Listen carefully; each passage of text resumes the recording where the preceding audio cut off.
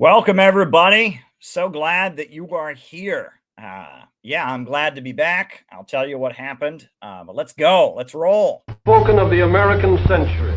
I say that the century on which we are entering can be and must be the century of the common man. A radical redistribution of economic power. I mean, we know that racism is just a byproduct of capitalism.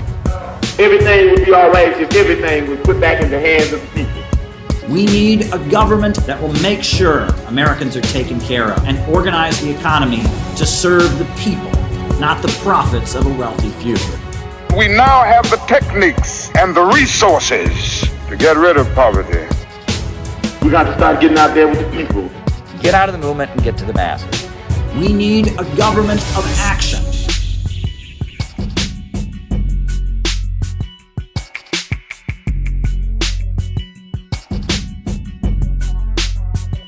Welcome, everybody. I'm so glad that you are here. We had a brief break, much longer than I intended, from streaming. And I'm back, and I'll tell you about what happened. But we are going to follow our standard format for live streams, which means that I'll be taking questions in the second half of the show. As I'm speaking, I will be keeping my eyes on the chat. If you're watching on the Rumble, you can send Rumble rants. If you're wanting to send a Cash App, Caleb Moppin 22, or you can send a question via Buy Me a Coffee. That's the way we do things here. First, I give my opening remarks. Then from there, I do the roll call where I call you all out as I see you. Names and locations. Then from there, I answer your questions in the second half of the program. That is the way we do things. So if you have something you would like me to comment on, respond to, engage with, if you ask me, I feel the best way to send it would be through Buy Me a Coffee. Buy Me a Coffee is a great way to send it. You can keep your anonymity. I know people have concerns about Cash App, that it's not as private or whatever. So if you don't want to do Cash App, you can do Buy Me a Coffee. If you're on Rumble, you can always do a Rumble rant. But those are the three ways that I take questions. As far as announcements, the Center for Political Innovation is a tremendous organization that I'll be talking a lot about on the stream. Our next big thing is Comrade Noah and I are headed to Detroit for the Palestine Conference, where we're going to distribute in bulk to this gathering of 3,000 to 5,000 Arab Americans copies of our book, Who Are the Houthis and What Are They Fighting For? It's our book on the history of Yemen and the anti-imperialist movement there. And it's written in a populist style, and we feel that we could change the course of the conversation in Detroit. And so we are having a special appeal. If you'd like to help us get the book out there, we've gotten a lot of donations, but more donations are always appreciated. We did have to do a special print run of the Houthi book for the convention and such. So if you want to help us get it out there, throw us some change on GoFundMe. We set up a GoFundMe to help get the book out there. It's one way you can support the organization. Other than that, become a member of CPI because we do amazing work. We're a great anti-imperialist group, and there's a lot going on, and we've got big plans. January 11th, we're going to be having a small gathering in New York City to kind of get the year of 2026 going. We got big plans for the year of 2026, and our organization around the country is doing great work. So but as I said, our show tonight is following the normal format. First, the opening remarks, then the roll call, then I answer your questions. If you got something you would like me to talk about in the second half of the show, by all means, send a Rumble rant or a Cash App or Buy Me a Coffee. Send questions for the second half of our show. Now, folks, it was an interesting weekend. I was planning to stream on Saturday night. I actually set up a stream, and then my internet went out. There were technical difficulties with my internet. It's not exactly clear what was going on. I don't want to get into too much detail because the whole world can see this, and matters of one's household are generally not what one should be discussing widely on the internet. But it was a very, very strange technical failure. It wasn't a normal thing where one's internet goes out. And because it was not a normal technical situation. It was not easily resolved. It took us some time, and it took us tinkering around on Saturday, on Sunday, and on Monday to figure out what was going on with our internet. But as of now, it seems to be fixed. The very strange, quirky situation with the internet seems to be resolved. But in a way, the fact that the internet went out was convenient because I got a lot of other work done. One thing I got done is I posted all the videos from our convention. Jeff Young's great speech, the great speech by Keith Preston, the great speech by David Fox of Australia, they're all posted. So the internet, the videos of our convention speeches are all finished. On top of that, I finished writing, I pumped out, and then published this book. Here it is, folks. We're cooking. Is that a thing the kids say these days? We're cooking. We're cooking. We're cooking. I just recorded an episode with Kim Iverson. We just filmed well over an hour discussing this book. I made a slideshow here on this channel. Just a small slideshow about this. It's already well over 6,000 views, and more views are piling in. This topic is hot. And I'm getting podcast requests. I got 3 different podcast requests today. We're cooking, folks. We're cooking. And the Kim Iverson episode will premiere later this week. This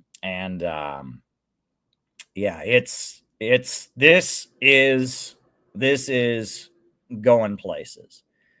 Why? Because John Bolton has been arrested, charged. He had his home raided. They're going to charge John Bolton, one of the top neoconservative voices in Washington, D.C., is going to be charged for possibly selling state secrets to rival governments, conspiring with Donald Trump in the Russiagate hoax. That's big. There's a huge amount of talk in the Trump camp about the neoconservatives, who they really are. There's a huge amount of talk among the left about DSA and where the Democrat Socialists of America, where they came from with Mamdani. This book is on. You ain't seen nothing yet, folks. This is going to be bigger than the Kamala Harris book. This is going to be big. And I mean, we're rolling. We're rolling, and we're rolling because only we can tell this story. There's an important story here. Might seem obscure, might seem like some weird political history, but it's not. It's very, very, very important. It's extremely important. And we know why. And we can tell this story. Generally, when people talk about Trotsky and the neocons, they say 2 things, right? Ever since the Bush administration, there's been talk about, hey, isn't it interesting that a bunch of these people that are in Washington, D.C., pushing for U.S. military interventions, isn't it interesting that a lot of them used to be Trotskyists, used to be communists? That doesn't make any sense. That's weird. During the Bush years, there was talk of this. And generally, you got a standard libertarian narrative. Well, communists are haters of freedom, and the neocons, they want war, and they are taking away our freedom. They're spying on us, Patriot Act. So it's just a conspiracy against freedom. Well, that's dumb. That's not what's going on. And more recently, we get another narrative, which is, well, those communists are all a bunch of Jews, Judeo-Bolshevism, the whole Nazi thing. And those neocons, they're also a bunch of Jews, and it's a bunch of Jewish, and that's not what's going on either, right?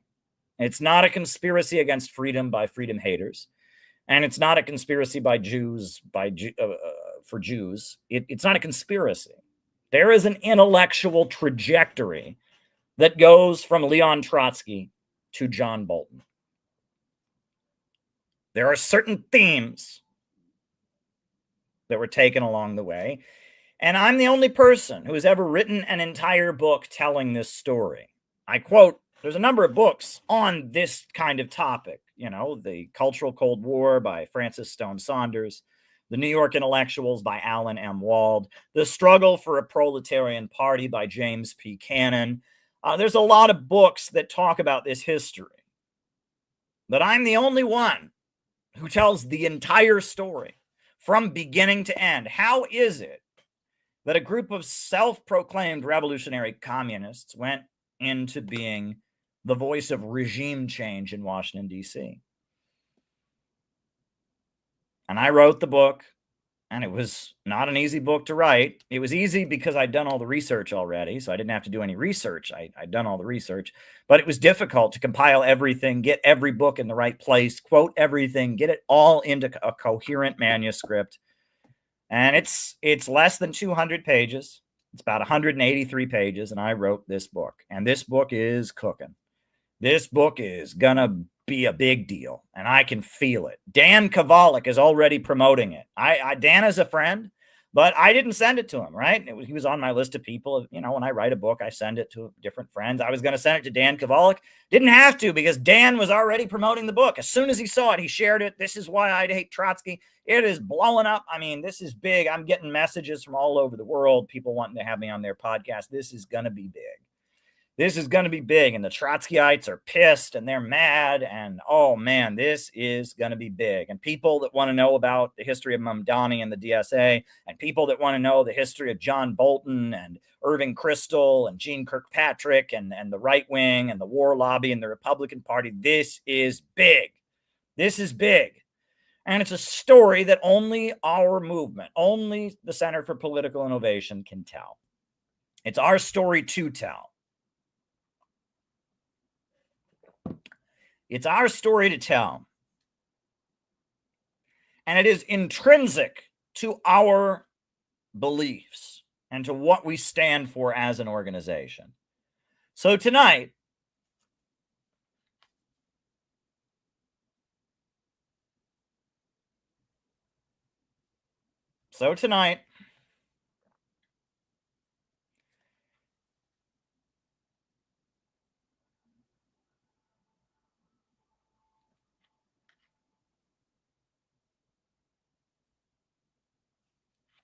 I'm going to tell you the story of us.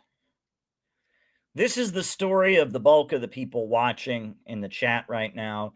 This is the story of the bulk of the people who will watch this tomorrow. This is the story of the dues-paying members of the Center for Political Innovation. This is the story of the people that were marching through the streets of Washington, D.C. and New York City with a big banner that says, "Only peace can make America great again." This beautiful banner, and we just found out that Donald Trump is going to meet with Kim Jong-un. It's going to happen, and the leader of South Korea, the president of South Korea, supports him doing so. This is the story of the people who wrote the Kamala Harris book that made a big impact on the conversation in the 2024 elections. This is the story of the people who led the delegation of the United States to the World Youth Festival. This is the story of the people who stood with the Uhuru movement when their homes were raided by the FBI. That the week after they got raided, we had a rally in Chicago welcoming them as heroes, and raised their case at the United Nations, raised their case in Russia, raised their case everywhere we possibly could. This is our story. And if you are part of this movement, this is your story as well. And I want you to know this story. I want you to know this story, and I want you to tell it to other people, because I want it to be their story as well. We are a special movement. We are the innovationists. We are the city building tendency. We're the people that say out of the movement to the masses. We're the people who say dare to struggle, dare to win. We are the anti-imperialists, and this is our story. Now, I've told it on here. I've told some of this many times. And some of this I haven't told as many times, but I'm here to tell this story because it is your story. It is our story. We are the anti-imperialist movement in America. We are the anti-imperialists. When Uhuru got raided by the FBI, the so-called communists didn't do jack shit to support them. We did.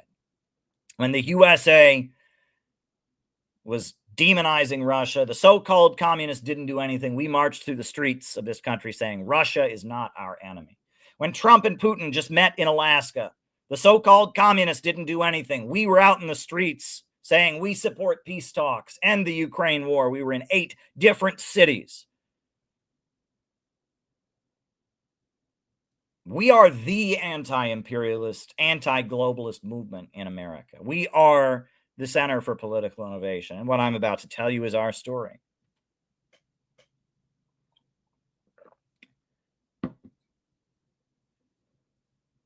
So here goes. I was quite young, living in a small town in Ohio, becoming more and more politically aware. I had a mother who was a librarian, had a father who was a biologist. My mother went on strike, and I walked the picket lines with my mom when she and the other librarians in Stark County, Ohio, struck demanding better security protection at the library. As a 4th grader, I learned what a union was. I went with my dad to Quito, Ecuador, where he was leading a nature tour. And I saw a country that was in the middle of a crisis, saw all kinds of starving people. And I was always very interested in world history. Around the time I was 5th grader, 6th grader, I started to come to understand what communism was. I came to understand that until fairly recently, there had been something called the Soviet Union that existed. It was a communist government. And what everyone told me about the Soviet Union was that it just didn't work.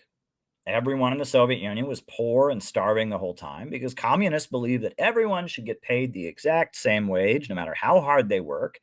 And so there's no incentive for anyone to work because they're all getting paid the same wage. And so it all falls apart and communism failed. It's failed everywhere it's ever been tried. Every country that's ever tried to have communism fails because you just can't pay people the exact same wage because there's no motivation to work. So it didn't work. That's what everybody knew about communism. That was just common knowledge. I learned this from my parents. I learned this in school. I heard it in church. Everybody knew that communism was this idea that everyone should be absolutely equal, and it just doesn't work. And that's why the Soviet Union fell, and it's just never worked. And everyone was just poor and starving the whole time, and they created, brutal, oppressive governments, and just never worked. Okay. Well, I started reading about communism. And I learned that communist governments don't say that everyone should be paid the exact same wage no matter how hard they work. And in fact, I read the Communist Manifesto when I was in 5th grade. And nowhere in the Communist Manifesto does it ever say everyone should get paid the exact same wage no matter how hard. Never, nowhere. Nowhere does it say everyone should be equal. I learned that communists generally believe that the means of production, the centers of economic power, the banks and the factories, the major industries, should be under public ownership and rationally organized, that we should, have the economy be planned to have good for everybody, that society should take control of the centers of economic power, the means of production. That's what I learned. But I learned that it's failed everywhere it's ever been tried. Soviet Union fell, Mao, millions of people starved in China, millions of people starved in the Soviet Union. People are miserable and trying to get out of Cuba. They're on rafts trying to get to America. Just never been successful anywhere. That's what I learned. So, but I was still interested in communism. And I was correcting people. People would say, well, communists want to make everyone equal. I'd say, no, they don't. Actually, they want the means of production to be centrally planned. They want public control of the means of production. But I still accepted this idea that it's failed everywhere. It's never worked. So I got interested in this guy, Trotsky, because Stalin killed Trotsky, and Trotsky had opposed Stalin. And I thought, well, maybe he can explain how some kind of communism that won't be a miserable failure with everyone being poor and starving, how that could come into existence. So I'm going to go read Trotsky. So I went to the public library and I got myself a copy of a book called The Revolution Betrayed by Leon Trotsky. And the book was supposed to explain why Stalin was a no-good sellout, why the Soviet Union wasn't really communist, whatever. The first chapter of the book, the revolution betrayed is called What Has Been Achieved. The book was published in 1937 during the height of the Great Depression. The first chapter is What Has Been Achieved. And I opened the first chapter and I started reading. And I read about the huge power plants that the Soviet Union had built, how they multiplied the rate of electrification by 10. And I read about the huge steel industry, how they were the world's largest producer of steel. No country in the world was producing more steel than the Soviet Union. I read about how they produced more tractors than any other country in the world. I read about how they expanded access to trains all over the country. I read about how they electrified the entire country, how they wiped out illiteracy, how they were building modern universities. And I just read this chapter by Trotsky, an enemy of the Soviet Union. Page after page after page of what has been achieved. All of these statistics. And I thought, well, this can't be true. This has got to be false. This can't be true. This cannot possibly be true. Because everybody knows the Soviet Union was poor and starving and miserable, and that's why it fell, right? And that just can't be true. They can't have had economic successes. So I went to the public library. I went back to the public library, and I got the encyclopedia. I got the part about the Soviet Union and the Soviet economy. And I found, amid talk about a famine in the 1930s in Ukraine, amid talk about, computer chips or whatever, they admitted that everything that I had read there was true. The Soviet Union had rapidly increased living standards, had electrified the whole country, had built the world's largest steel industry, had built a huge oil industry, had wiped out illiteracy, had more hospital beds per capita than any other country in the world. I read the economic data that said the Soviet Union had actually had economic successes. It had been successful. And I checked other sources, and I discovered that most books on the history of the Soviet Union admit this, but they lie through emphasis. They say in a couple paragraphs, yeah, sure, life expectancy went up. Yeah, sure. But the point is that there was a famine in Ukraine that was really, really miserable. The point is that Stalin killed this person for freedom of speech. And they just gloss over a huge reality. The Soviet Union was an astounding economic success. Millions of people were lifted out of poverty. An entire country became an industrial superpower. They built a modern educational system. They built a huge electrical. They invented space travel. They launched the first person into orbit. They launched Sputnik into orbit. That thing that everybody knew, communism just never works economically. That's bullshit. It's just not the truth. Some things are true and some things are not, but economic growth is something that one can measure. GDP, gross domestic product, is an actual measurement of economic growth. And according to all of the measurements of GDP, the Soviet Union had huge economic growth rates. The Soviet Union produced cars, produced steel, produced electricity, modernized, paved roads. They lifted millions of people out of poverty. They were very, very, very successful economically speaking. And I just couldn't believe that everybody was telling me something that didn't match reality. There's a quote from Hitler in Mein Kampf, Hitler's autobiography. He talks about how the big lie is the most effective because people lie over little things. But a big lie, a really big lie, a whopper that just doesn't match reality is something people will be very likely to believe because they just can't believe that someone would lie so blatantly. They just find it hard to believe that somebody would distort reality so blatantly.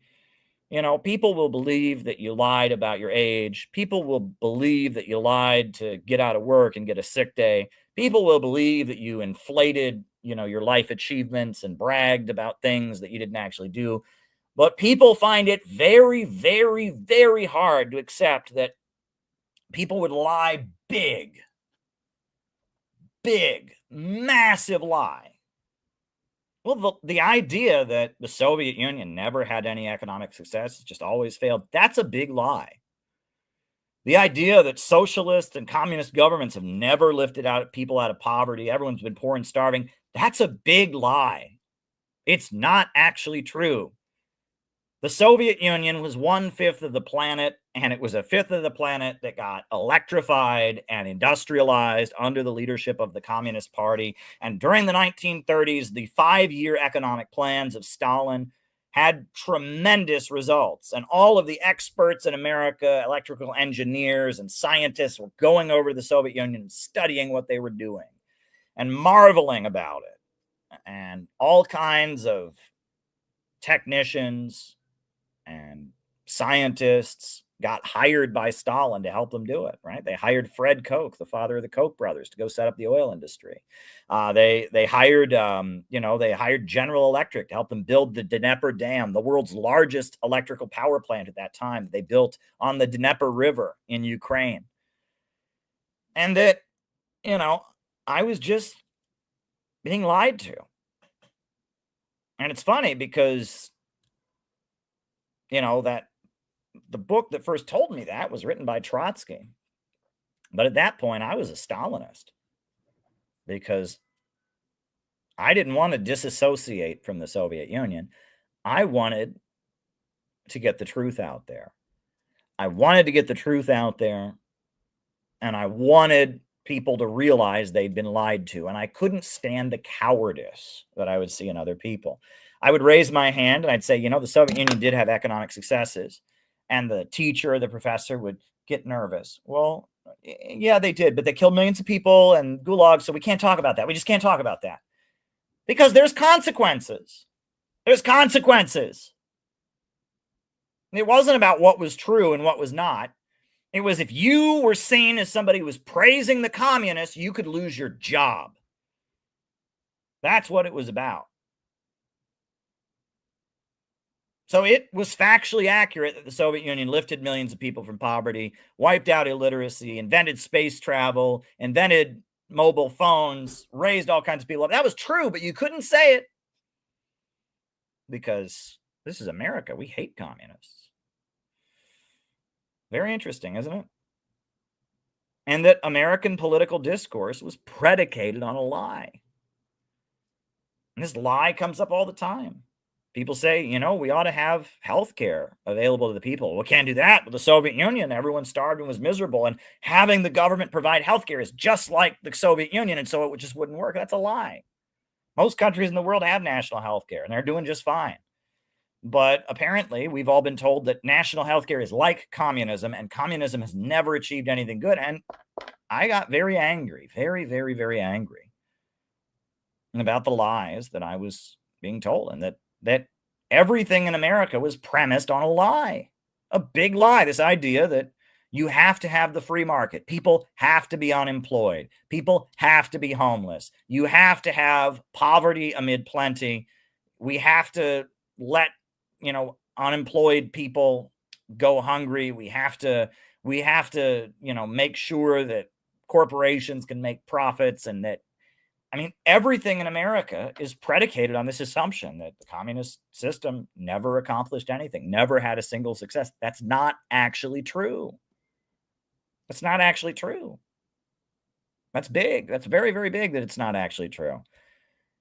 And so as I was getting older, this became what I believed. And I didn't know anybody. No one in my family had ever been in the Communist Party. No one in my little town. There was a woman in my town who wrote for the local newspaper, and she had had a boyfriend like decades before who'd been in the Communist Party. There was an old lady at my church, and her daughter had moved to the United Kingdom and lived in England, and her daughter had gotten her a subscription to like a Trotskyite magazine. But there was nobody, right? I wasn't a red diaper child. I didn't grow up, going to socialist summer camps. I was in a very conservative area where everybody knew that communism just didn't work, just never had any successes. And I read for myself at the public library basic economic data that said otherwise. And that's why I got interested in communism. That's why I got interested in it. And that's why I became very fired up about it. Because I was angry about what I'd been told. I was angry about the truth being hidden. I was angry about the fact that American political discourse, American economic discourse is all predicated on something that's not true. And then the USA invaded Iraq. Right? 9/11 happened. And after 9/11, we were told that the only reason anyone would be mad at America is they just hate our freedom. They just hate our freedom. Yeah, right. They people around the world, these Muslims, they see that America is just so free, and it just pisses them off. And so that's why, they hate our freedom. And Saddam Hussein, who was a secular Ba'athist Arab socialist, is the same as Osama bin Laden, who is a fundamentalist Wahhabi Saudi. And they're the same because all the Muslims are all the same, right? They're all the same. They're all the same, Ba'athist Arab socialists and Wahhabi Saudis. They're all the same. They're all a bunch of Muslims who hate our freedom. And so even though we got attacked by Saudis on 9/11 and by Al-Qaeda, that made it okay to go invade Iraq, a secular Arab nationalist government. And they told us that Iraq had weapons of mass destruction, and Iraq did not have weapons of mass destruction. And that was a lie. We were all told that weapons of mass destruction existed and that somehow Saddam Hussein was the same as Osama bin Laden, so they were going to work together to blow us up with nuclear weapons, right? It was going to be mushroom clouds in our cities. It was all a big pack of lies. We were lied to, just like we were lied to that communism just never worked anywhere, just never worked. We were also lied to that Iraq was going to attack us, that Saddam Hussein was the same, that they had weapons of mass destruction, that Saddam Hussein was the same as Osama bin Laden. We were lied to about that too. They lied. And my little town became almost a 24/7 military rally. We had to make little packets of candy to send to the troops every morning. We went to so many goddamn, patriotic assemblies. We were told that, during the Vietnam War, people had opposed the war and they'd spit on our troops and disrespected America. So even if you're against the war, you have to just shut up and support the war, or else you're disrespecting military families. And it was, and so, and it was infuriating to me because I knew that no, Saddam Hussein and Osama bin Laden are not the same. No, they're not attacking us because of our freedom. No, there weren't any weapons of mass destruction. We were being lied to. And that all drove me to be very interested, very, very, very interested in communism and Marxism. Very, very interested. I wanted to find the local communists, if there were any, and I wanted to find out what they were doing. I wanted to get involved. I wanted to find out about Marxism and communism. I was very, very interested in it. I was angry about being lied to. I was angry about the war in Iraq. And I will never forget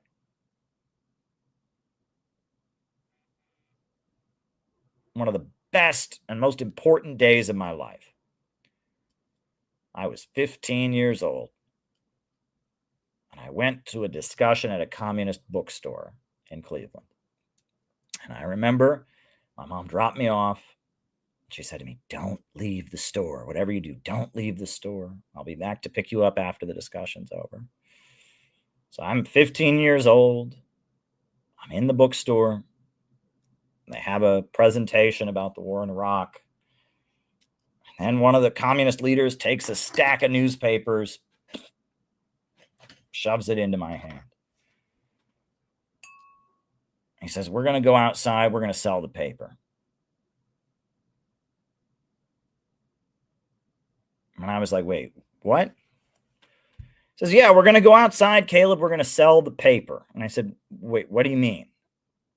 And I, explained to me that we were going to go out on the streets of Cleveland Heights near this bookstore. We were going to try to get people to pay $1 for a copy of the Revolutionary Worker newspaper. And I thought, you have got to be crazy. You've got to be out of your mind. You want me to walk up to people that I don't know, total strangers, and try to persuade them not to just take a free newspaper from me, but to give me $1, give me actual money for a newspaper. It's got a big red flag on the top of it and a big, red star bayonet logo on it. Are you out of your mind? Are you out of your mind? I thought they were crazy. And part of the reason I thought they were crazy is my family was not very supportive of what I was doing. As far as they were concerned, I was embarrassing the family. I needed to stop talking about this. My brother was always saying, oh, people think I'm a communist too. Can you just shut up about this? Can you just stop saying this? Everybody knows communism doesn't work. And it was a problem. I was being told I was an embarrassment. I was being told to shut up. I was being told to just tone it down, to just go along with things. Stop arguing with everybody about this. Just go along with it. Can't you just go along with it? But there I was in a bookstore as a shy 15-year-old. They handed me a stack of newspapers. They said, we're going to walk up to people. We're going to try to sell them the newspaper. And I thought, you have got to be crazy. And I walked up to people and I said, want new information about socialism? I could barely get the words out of my mouth. But I tried again, and I tried again, and I tried again, and I will never forget the first newspaper I ever sold was to a couple. And I was wearing my Letterman's jacket. I was from Orrville, Ohio. I had a red Letterman's jacket. I'd gotten a letter in soccer, and if you lettered in athletics, you could wear a Letterman's jacket. I had a Letterman's jacket and had a big O for Orrville on the jacket. And I walked up to a couple, and I said, we've got a newspaper here about communism or whatever. There's a couple, a man and his wife. The guy was a sports fan. And he said, son, I don't agree with communism, but I see that you go to Oberlin College. So I'll buy your newspaper. I've always been a fan of Oberlin in basketball. I know they're a pretty liberal school. Not surprised there'd be a communist from Oberlin. Paid me $1, gave him the newspaper. I did not go to Oberlin College. I was a high school kid. I was 15 years old. But that was the first communist newspaper I ever sold to a sports fan guy who was a fan of the Oberlin basketball team who thought I attended Oberlin College. And, it's funny. It's actually very, very funny. It's very, very funny. It's hilarious. But after high school, I moved in with a communist group of Maoist communists. We went out and we sold the paper every day. Every weekend, in the cold, in the snow, in the heat, we were out there selling the newspaper, arguing with people and engaging with people. And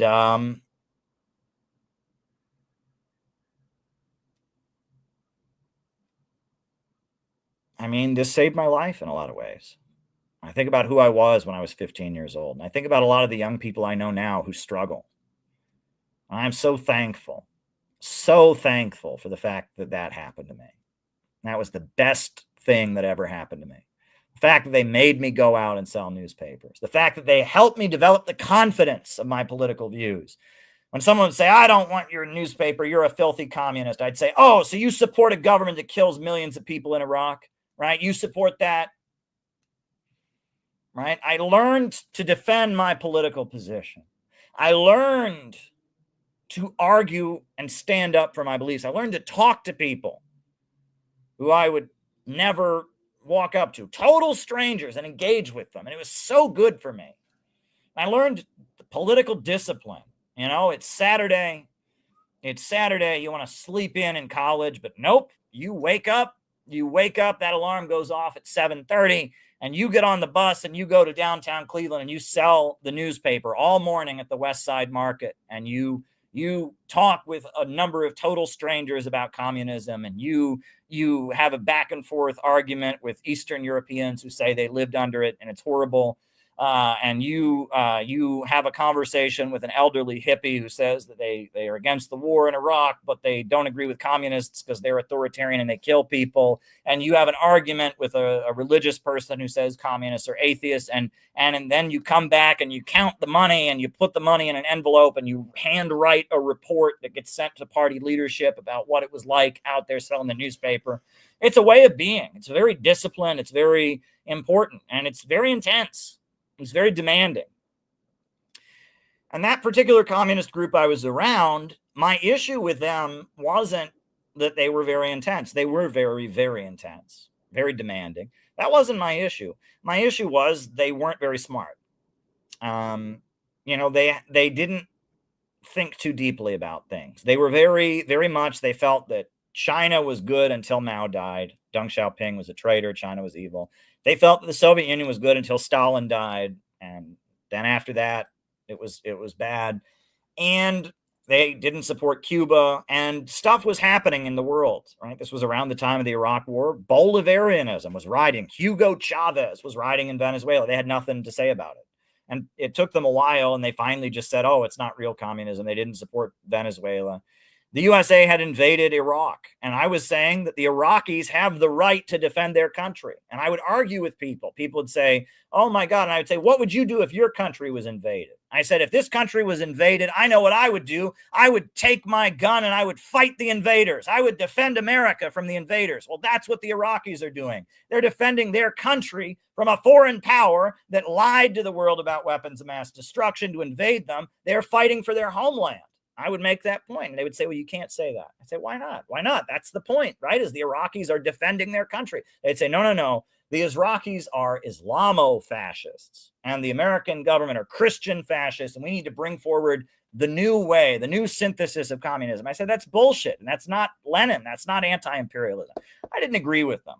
It wasn't a question of not wanting to do the work.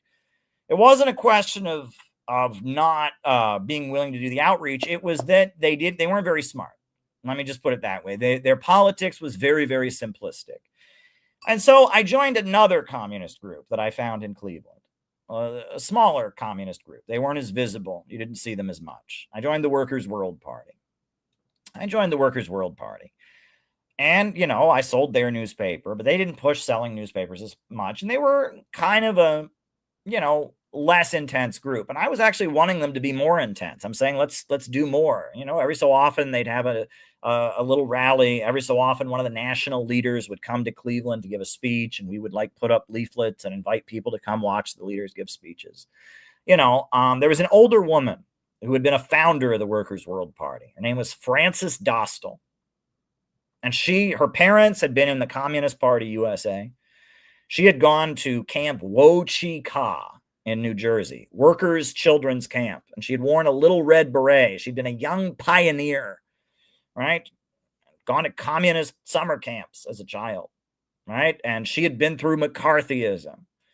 And she'd been a founding member of the Workers' World Party. And we would meet, she was in her 70s, and we would meet every Saturday or every Friday. My classes in college, they ended at noon. And I would get on the train and I would go down to Tower City Mall, and Frances and I would sit there, and we read What Is to Be Done. And we read, Trotsky's work, In Defense of Marxism, The Struggle for a Proletarian Party by James Cannon. We read Marxist writing, and we engaged. And she talked to me about the history of the Communist Party and the history of the Trotskyite movement and all of this. And I studied this stuff intensely.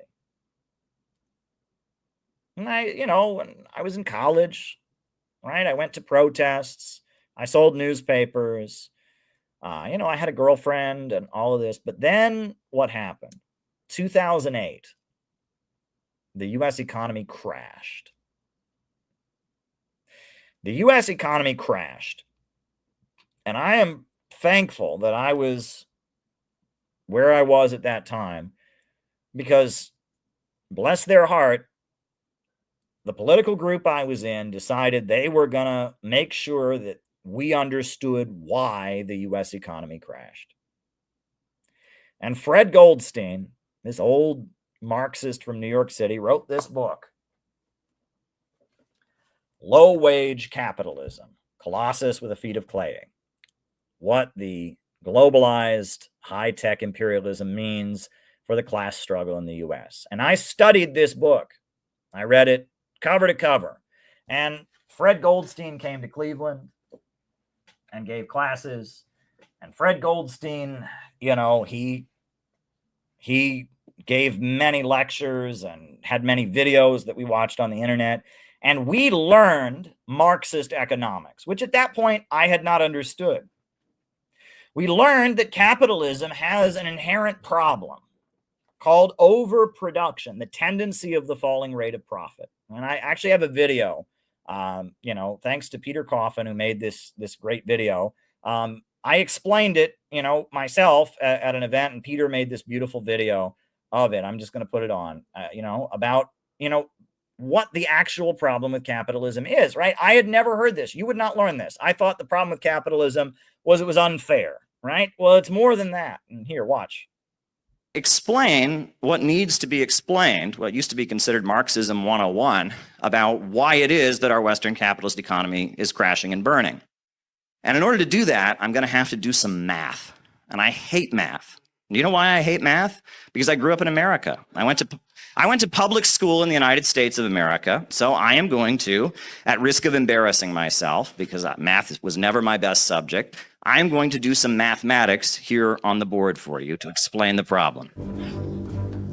I very much enjoyed Caleb's speech. So if you are creating a product, right, if you're a factory owner, you're making a product, you are going to need the material through which that product is made, the manufacturing materials. So that'll be A. The simple equation you put forward to explain the crisis of overproduction and the falling rate of profit. And you're probably going to need to transport the product to where it's sold. That's B. It broke down where your money goes. You're also going to have to pay your labor costs. Labor costs are represented by C. Explanations of those concepts that people are able to understand. Then when consumers purchase the product, they're going to pay a final price. And that final price is D. However, there's a problem with that. I like the fact that he framed it that way to make it very clear. Which is that the capitalist can't change how much A costs. He can't change how much B costs. So the profit of the capitalist can only be extracted from the value put into it by the worker. And this is the basis of Marxism, the understanding of surplus value. I've never seen it explained so simply anywhere. I've never been able to explain it that simply. So C, the labor value, is divided. You have C1, which is what the worker actually gets paid. And then you have C2, which is the profit that the capitalist makes. And it all adds up to D, which is the final cost of the product. Now, the way people in the United States who talk about Marxism generally talk about this is they say, well, this is unfair. They say the worker is not getting paid the full value of his labor. But they're missing one of the most important points, which is not just that it's unfair and then people argue, well, what about the employer? He put up the money, doesn't he deserve to be? That's all a distraction. Because the important thing to understand is this. C1 is always going to be less than D. The wages paid out to the worker are never enough to buy back the product that he produces. There is always more products created than there are wages paid out to the worker. And this is the built-in problem of capitalism, the problem of overproduction. And it is always there in the capitalist economy. It never goes away. And they have invented all kinds of crazy mechanisms to try and deal with the problem of overproduction. Part of the reason that the US government has purchased billions and billions of dollars worth of cheese only to bury it in a cave in Springfield, Missouri, is to deal with this problem. It is an ongoing present problem, and it's a problem acknowledged by most capitalist economists. John Maynard Keynes said the problem was underconsumption rather than overproduction, but he was pointing to the same problem. The military-industrial complex in the United States is an effort to deal with this problem, to keep spending going. There's all kinds of mechanisms that they've invented to try and resolve this problem, but it gets worse. What is the capitalist always trying to do? He wants to maximize the amount of profit he makes. And one of the main ways they do that is with what's called labor-saving technology. Get rid of workers and replace workers with machines. As they eliminate workers from the process of production, as there's fewer and fewer workers involved, as machines take the place of workers, the role of C in production decreases. There's a little bit of a problem with that. As C goes down, C2 also goes down, right? As C decreases, C2 also decreases. And as the role of the worker in production is reduced, the rate of profit that the capitalist makes goes down. And this is called the tendency of the falling rate of profit. Only human labor creates value. And this is something that Adam Smith acknowledged. This is something some of the popes even acknowledge. Human labor creates all value. And so when you reduce the role of human labor in production, the amount of value created decreases, and the ability of the capitalist to extract surplus value also decreases. So this causes the capitalist to have to churn out even more products because he's making less and less of a profit on the overall product. He's making less and less of a percentage, so he has to churn them out. So this problem of the worker never being able to buy back what he produces and more products being created than are necessary, this problem becomes exacerbated. And this points to what is understood to be the deeply irrational nature of the capitalist system. And that issue, poverty created by abundance, people being homeless because there are too many houses, people being hungry because there's too much food, self-driving cars hanging over our economy like a curse, that is the actual Marxist critique of capitalism, that the more productive our labor power becomes, the poorer we get. And that basically human creativity and intelligence has outstripped the narrow limits of the profit system.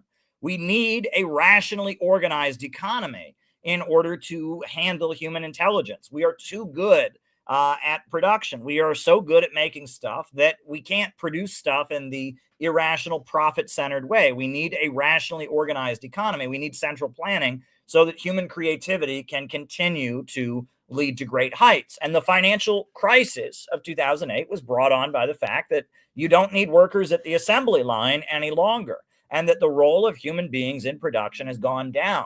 And as a result, we've got high tech and low pay, and we stand outcast and starving mid the wonders we have made. The classical problems with the capitalist system, right? This problem that the more productive we get and the easier it is to produce wealth, the poorer we get. This problem that drives the American government to bury cheese in a cave to keep the price of dairy high enough, right? This problem needs to be resolved. And what we need is a government of action to fight for working families. We need the banks and the factories and the industries to be rationally organized to overcome the problem of overproduction and the tendency of the falling rate of profit, that abundance shouldn't create poverty. Now, that is actual Marxist economics. And I'm very thankful that I was in a party that emphasized this. Most communist groups don't even talk about that anymore. But that's what Marx wrote about. That's what, the Marxist economic theories are really about. It's about this problem of overproduction,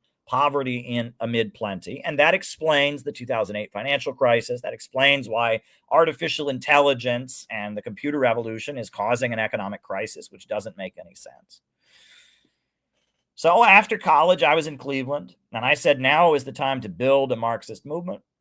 But the communist group I was in was pretty dead, and I was having trouble finding a job. I worked at a gas station for a while, got fired because I'm spacey, because I'm just not a very good gas station attendant. I did all kinds of stuff in Cleveland trying to get by. But long story short, I needed to move to New York City, and the party moved me to New York City. Thank goodness for that. I thought I was coming to New York City for a month, but I ended up staying. I've never been here ever since. I've never left. I moved to New York City, and I came to New York City. I came here on my birthday, December 30th, 2010. And, I thought I was staying for the month of January, and I've never left. And it was a great decision to move to New York City. It was really a great decision. And when I got to New York City, I was in a communist group in the Workers' World Party, and they didn't trust me. But they saw that I was good at selling newspapers. They saw that I was good at calling up subscribers and getting them to write donation checks to the organization. They saw that I was consistent, that I would come to every meeting, and that I would be there. And so ultimately, at the time of Occupy Wall Street, they saw that, that I was trustworthy. And they had their issues. But one thing that happened, right? This was the middle of the financial crisis, and this was the very beginning of Occupy Wall Street, was, you had the Arab Spring in Libya. You had the Arab Spring all over the Middle East, first Tunisia, then Egypt, then all over the Middle East, was Libya, the Libyan War. And I will never forget the Libyan War, because I was an anti-imperialist, and I knew that Gaddafi had supported the IRA in their struggle for independence. I knew that Gaddafi had supported the Black Panthers, and I knew that Gaddafi was somebody who had stood against imperialism. And I also had written articles about how Libya had the highest life expectancy on the African continent, and how Libya had built the world's largest irrigation system, the Great Man-Made River. And at the time, there was an oil boom, and the oil prices were very high, and Libya was planning to build a state-run bank, an African bank, and create an African currency for the African continent. And so I was very much looking at Gaddafi as a great anti-imperialist, as a great African leader. And so when protests against Gaddafi began, that were being cheered on CNN, when NPR and mainstream media started demonizing Gaddafi as a brutal dictator, I said, we have to stand with Gaddafi. We have to stand with Libya against the imperialists. I supported Libya because of their record of anti-colonialism, their record standing with the Palestinians, their record standing with the people of South Africa against apartheid, their record with, all over the world, and their great achievements, etc. And I was in a communist group that technically supported Gaddafi. But Barack Obama was president. And the left, the movement, didn't support Gaddafi. And I am still to this day furious about how cowardly and weak their defense of Gaddafi was. They did leaps and backflips to distance themselves from Gaddafi. Right? Oh, it's a bourgeois nationalist regime. Oh, Gaddafi's a dictator. We don't support Gaddafi. Don't worry, we're against the bombing, but we don't support Gaddafi. It was the most cowardly thing I had ever seen. Fred Goldstein and Joyce Chediak and John Catalinato, these shitbags, they were so determined because Gaddafi wasn't cool. They wanted to recruit, hipsters. They wanted to recruit trust fund kids. And Gaddafi was being opposed by Obama, and Gaddafi was, and they were so excited about the Arab Spring, and they had to get to defend Gaddafi. It was just so difficult to do. Just so difficult to do. Alex Jones defended Gaddafi louder than any socialist group did, right? Cynthia McKinney and the Nation of Islam. The defense of Gaddafi was very, very weak. And at the time, I became very interested in Gaddafi. And so I studied the Green Book, which is Gaddafi's manifesto about what he believed in. It was his answer to Marxism, right? Gaddafi was not a Marxist. He was an Islamic socialist. He said he was for neither capitalism or the Soviet system. He believed in Islamic socialism. And so I read the Green Book, and I read it cover to cover. Chapter 1, The Problem of Democracy. Chapter 2, The Problem of Socialism. Chapter 3, The Social Basis of the Third Universal Theory. I studied that, and I read the book, and I said, Gaddafi is a socialist. Gaddafi is an anti-imperialist. Gaddafi has built a socialist society in Libya. That's what I said. That's what I said. I said, this is a socialist country. And the Workers' World Party people said to me, no, it's not. No, it's not. I said, well, how is it not socialist? And they said, because socialism means the means of production are controlled by the working class. And I said, well, it says here in the Green Book, in Libya, the means of production are controlled by the working class. they said, well, it can't be socialist because in a socialist country, jobs are guaranteed. Well, gee, that's funny because in the Green Book, it says every Libyan is guaranteed a job. Oh, in a socialist country, you can't make profit from food. I said, well, that's funny because on page 14 here, it says that there is no profit to be made from food or housing in Libya. I said, Libya is a socialist country. And also this group said China was a socialist country. China was a socialist country. They'd lost their way. They'd strayed from the good way. They were revisionists. They were capitalist roaders, but they were still socialists. So China, with billion-dollar corporations, private sector, unemployment, that's socialism. That's a workers' state.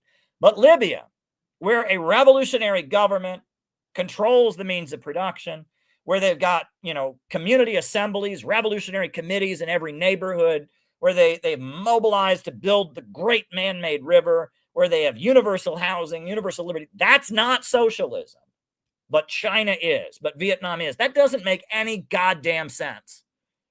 And I adopted what was a minority position in the Workers' World Party. I said Libya is a socialist country. And this is supposed to be, these Trotskyite groups, they're all about debate, right? You're supposed to be able, they allow factions, they allow debate.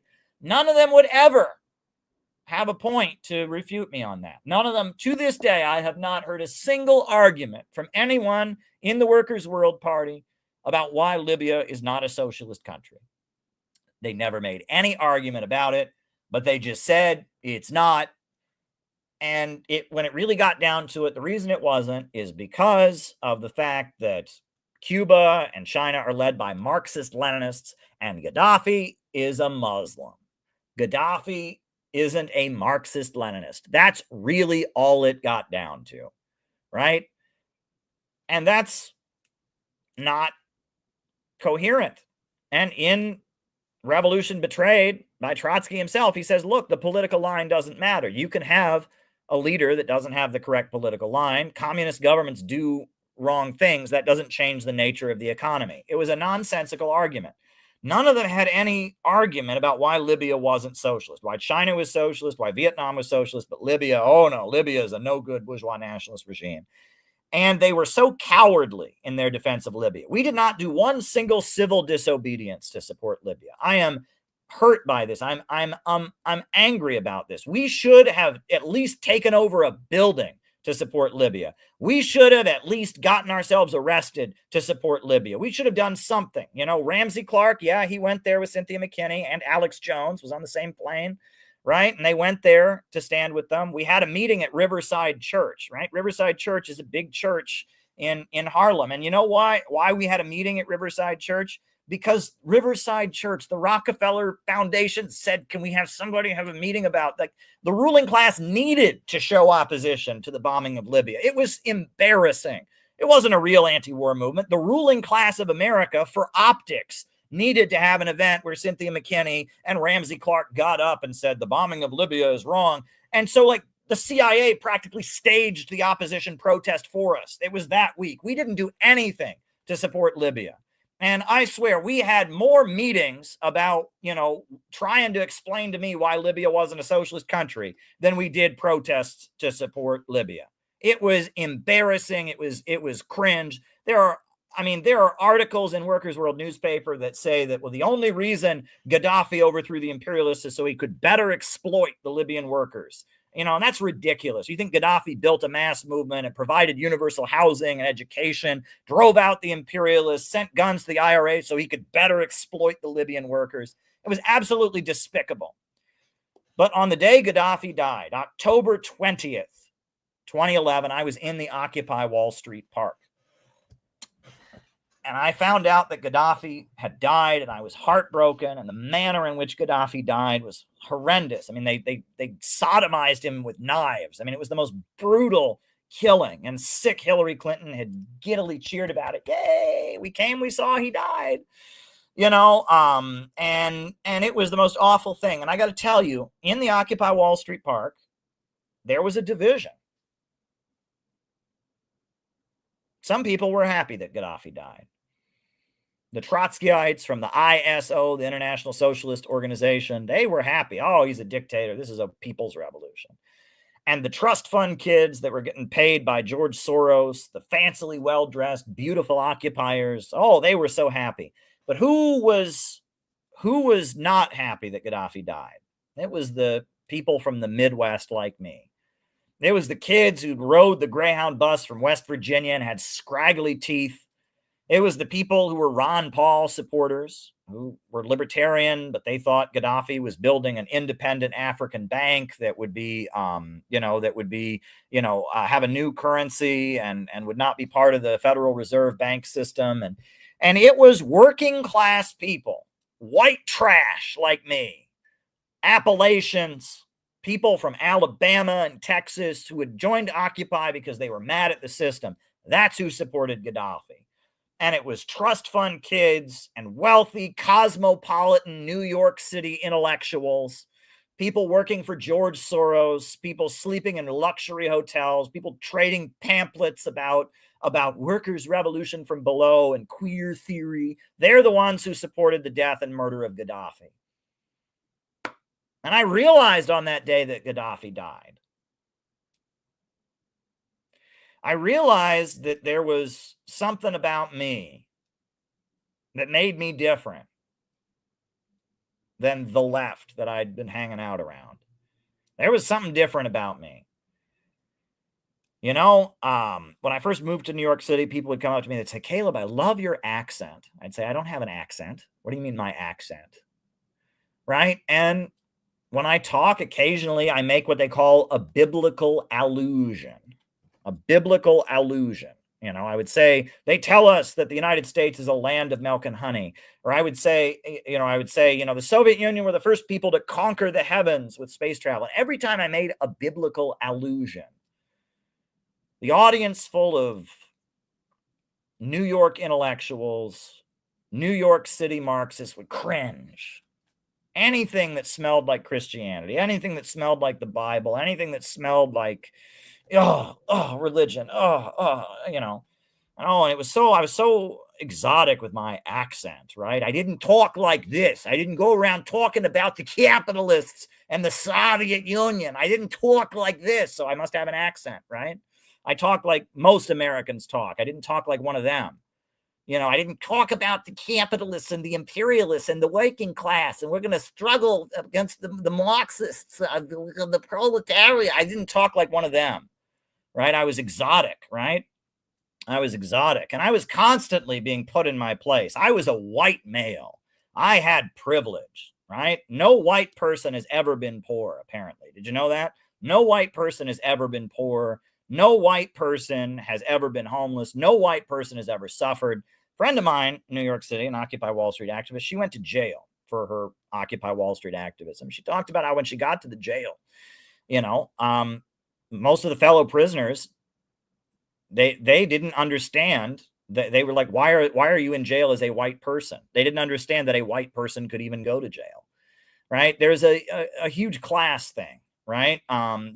Urban middle class white people who live in New York City and Washington, D.C. and Boston and, L.A. and San Francisco, and Appalachian rural white people from small towns like mine in Ohio are very different from each other. And, but as far as the party was concerned, I was a privileged white man. And the fact that, I knew anything about Christianity, the fact that I came from a family of, the fact that my family had been conservative and all of that meant I might be a bad person. I might be an FBI informant or something. I mean, it was, I wasn't trustworthy. I was one of the bad people as far as they were concerned. And, the fact that I made a biblical allusion when I spoke, the fact that I had my exotic accent, I was under suspicion. And you know what? The people that understood that Gaddafi was good were the kind of people they also wanted nothing to do with. I would say, why don't we write a pamphlet about libertarianism and argue against this Ron Paul stuff? No. Anyone who gets into Ron Paul, they are not worth recruiting, right? No. Anyone who gets into that libertarian stuff, we shouldn't engage with them. They're fascists. Right? They wanted to recruit the trust fund kids They wanted to recruit the hipsters. They did not want to recruit those Ron Paul kids. They did not want to recruit low-income white people like me. Oh, no, they wanted to recruit exotic, Puerto Rican transgender people. They wanted to recruit wealthy trust fund kids from different parts of the city who had, majored in queer gender studies at NYU and were experts on why racist white America is, as far as they were concerned, people like me were the enemy. Right? They didn't say that blatantly. They didn't say that blatantly, but that's what they thought, right? If a black person came into the Workers' World Party office, which happened, right? I was there. A black person came into the office and said, well, I don't agree with gay marriage. I don't agree with that. They'd be like, oh, okay. And they would pat them on the head in this kind of condescending way.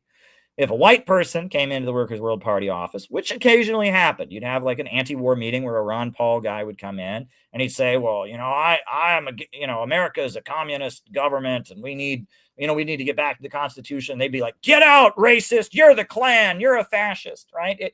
It was unbelievable. And of course, Zionism, this is New York City. Zionism is a big issue. They were anti-Zionist and they'd fought in the streets against the Jewish Defense League and all of that. However, if a group of Zionists were saying all Arabs are terrorists, all Arabs should be killed, they'd say, oh, that's so sad that they think that way. However, if a white person said anything that was slightly racially offensive, be gone, you racist, it was a huge double standard, right? There's an ethnic component to all of this, right? There's an ethnic component to all of this. And the fact that they couldn't stand with Gaddafi with any goddamn courage. And they were so desperate to distance themselves from Gaddafi.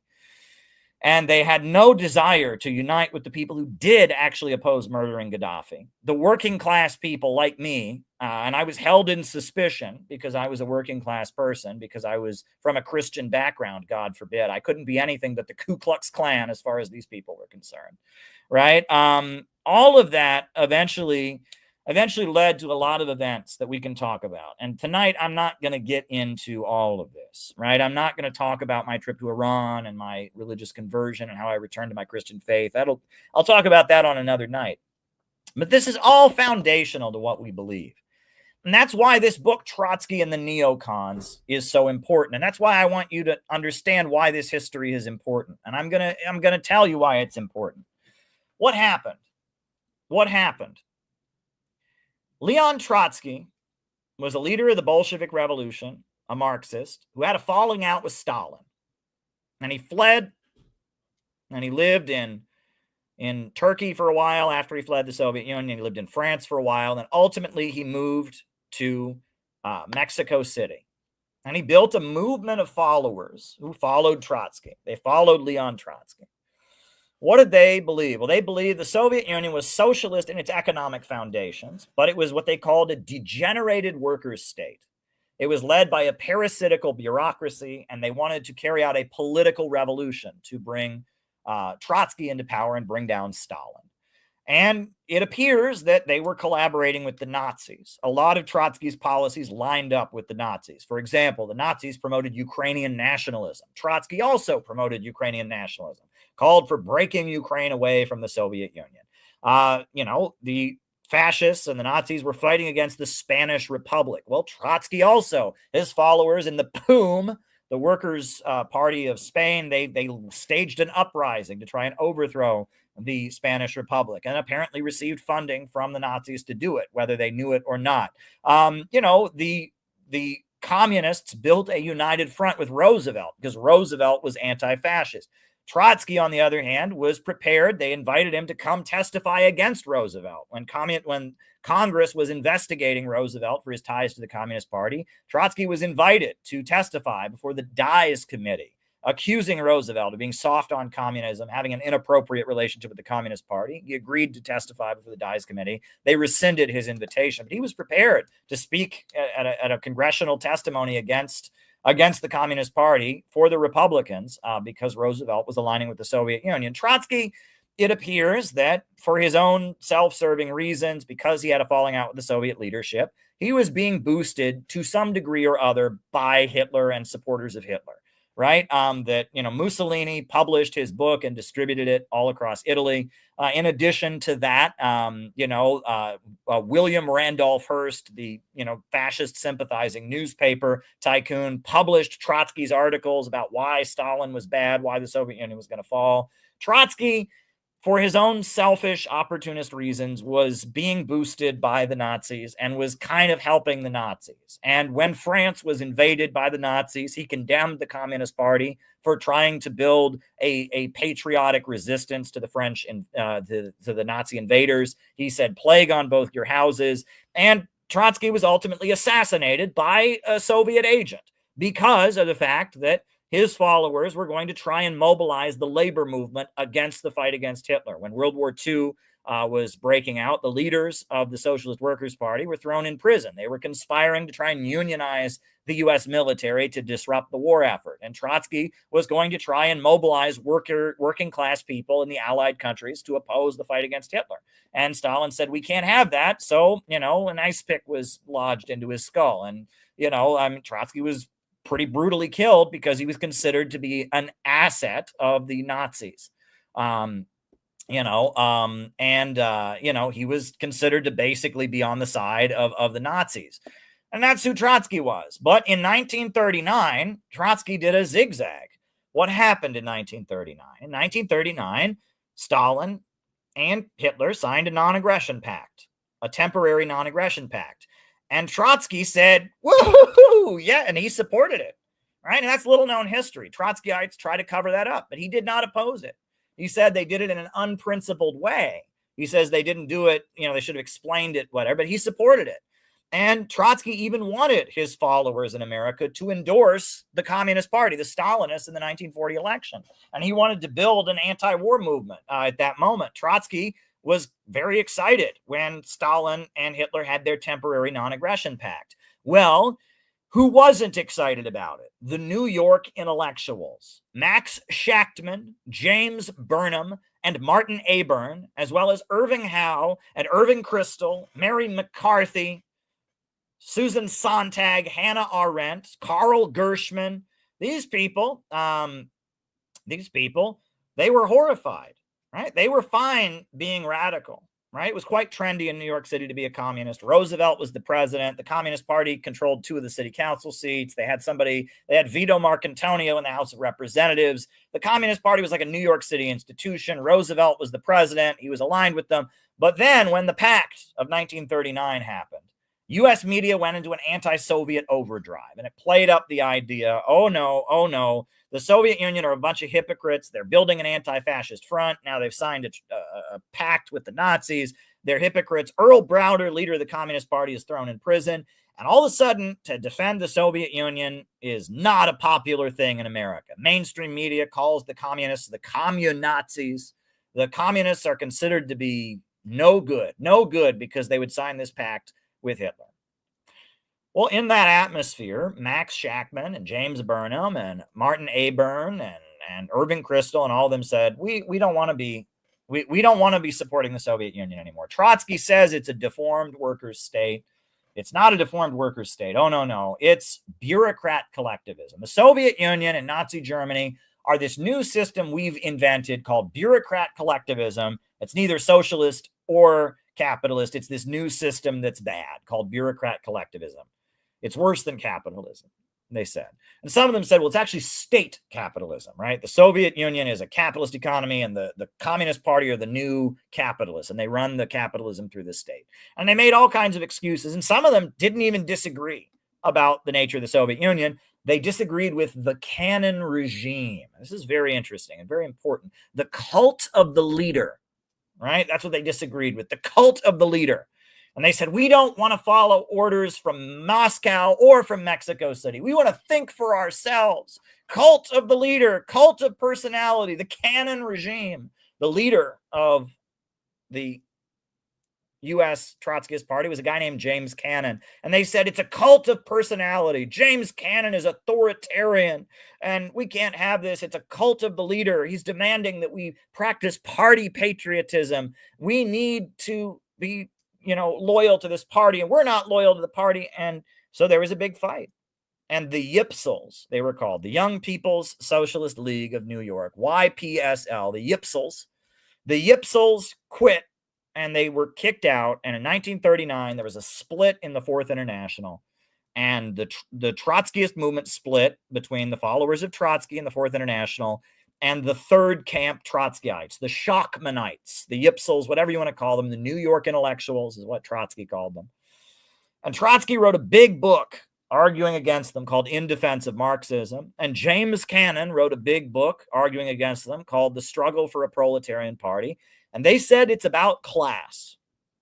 It's about class. These people, they are middle-class intellectuals. And for the sake of their careers, for the sake of whatever, they can't bring themselves to go against U.S. imperialism. And continuing to defend the Soviet Union as a workers' state, supporting the Pact of 1939, that put them at odds with U.S. imperialism. And they weren't willing to do that. They were cowards. They were cowards. And having, it was fine as long as being a communist, being ultra-radical seemed like you were in line with Roosevelt, fine. But when your position was at odds with U.S. imperialism, all of a sudden they couldn't do it. And so in 1939, they quit. And they formed their own group, the Workers' Party. And they had the Young People's Socialist League. They had Partisan Review magazine. They had Labor Action magazine. They had their own group. Fast forward to a decade later, 1949. What's happening? McCarthyism. The Communist Party's leaders are thrown in prison. The FBI is going after the Communist Party. The Communist Party was very popular. It was in with the Roosevelt administration. But after World War II, Roosevelt is dead.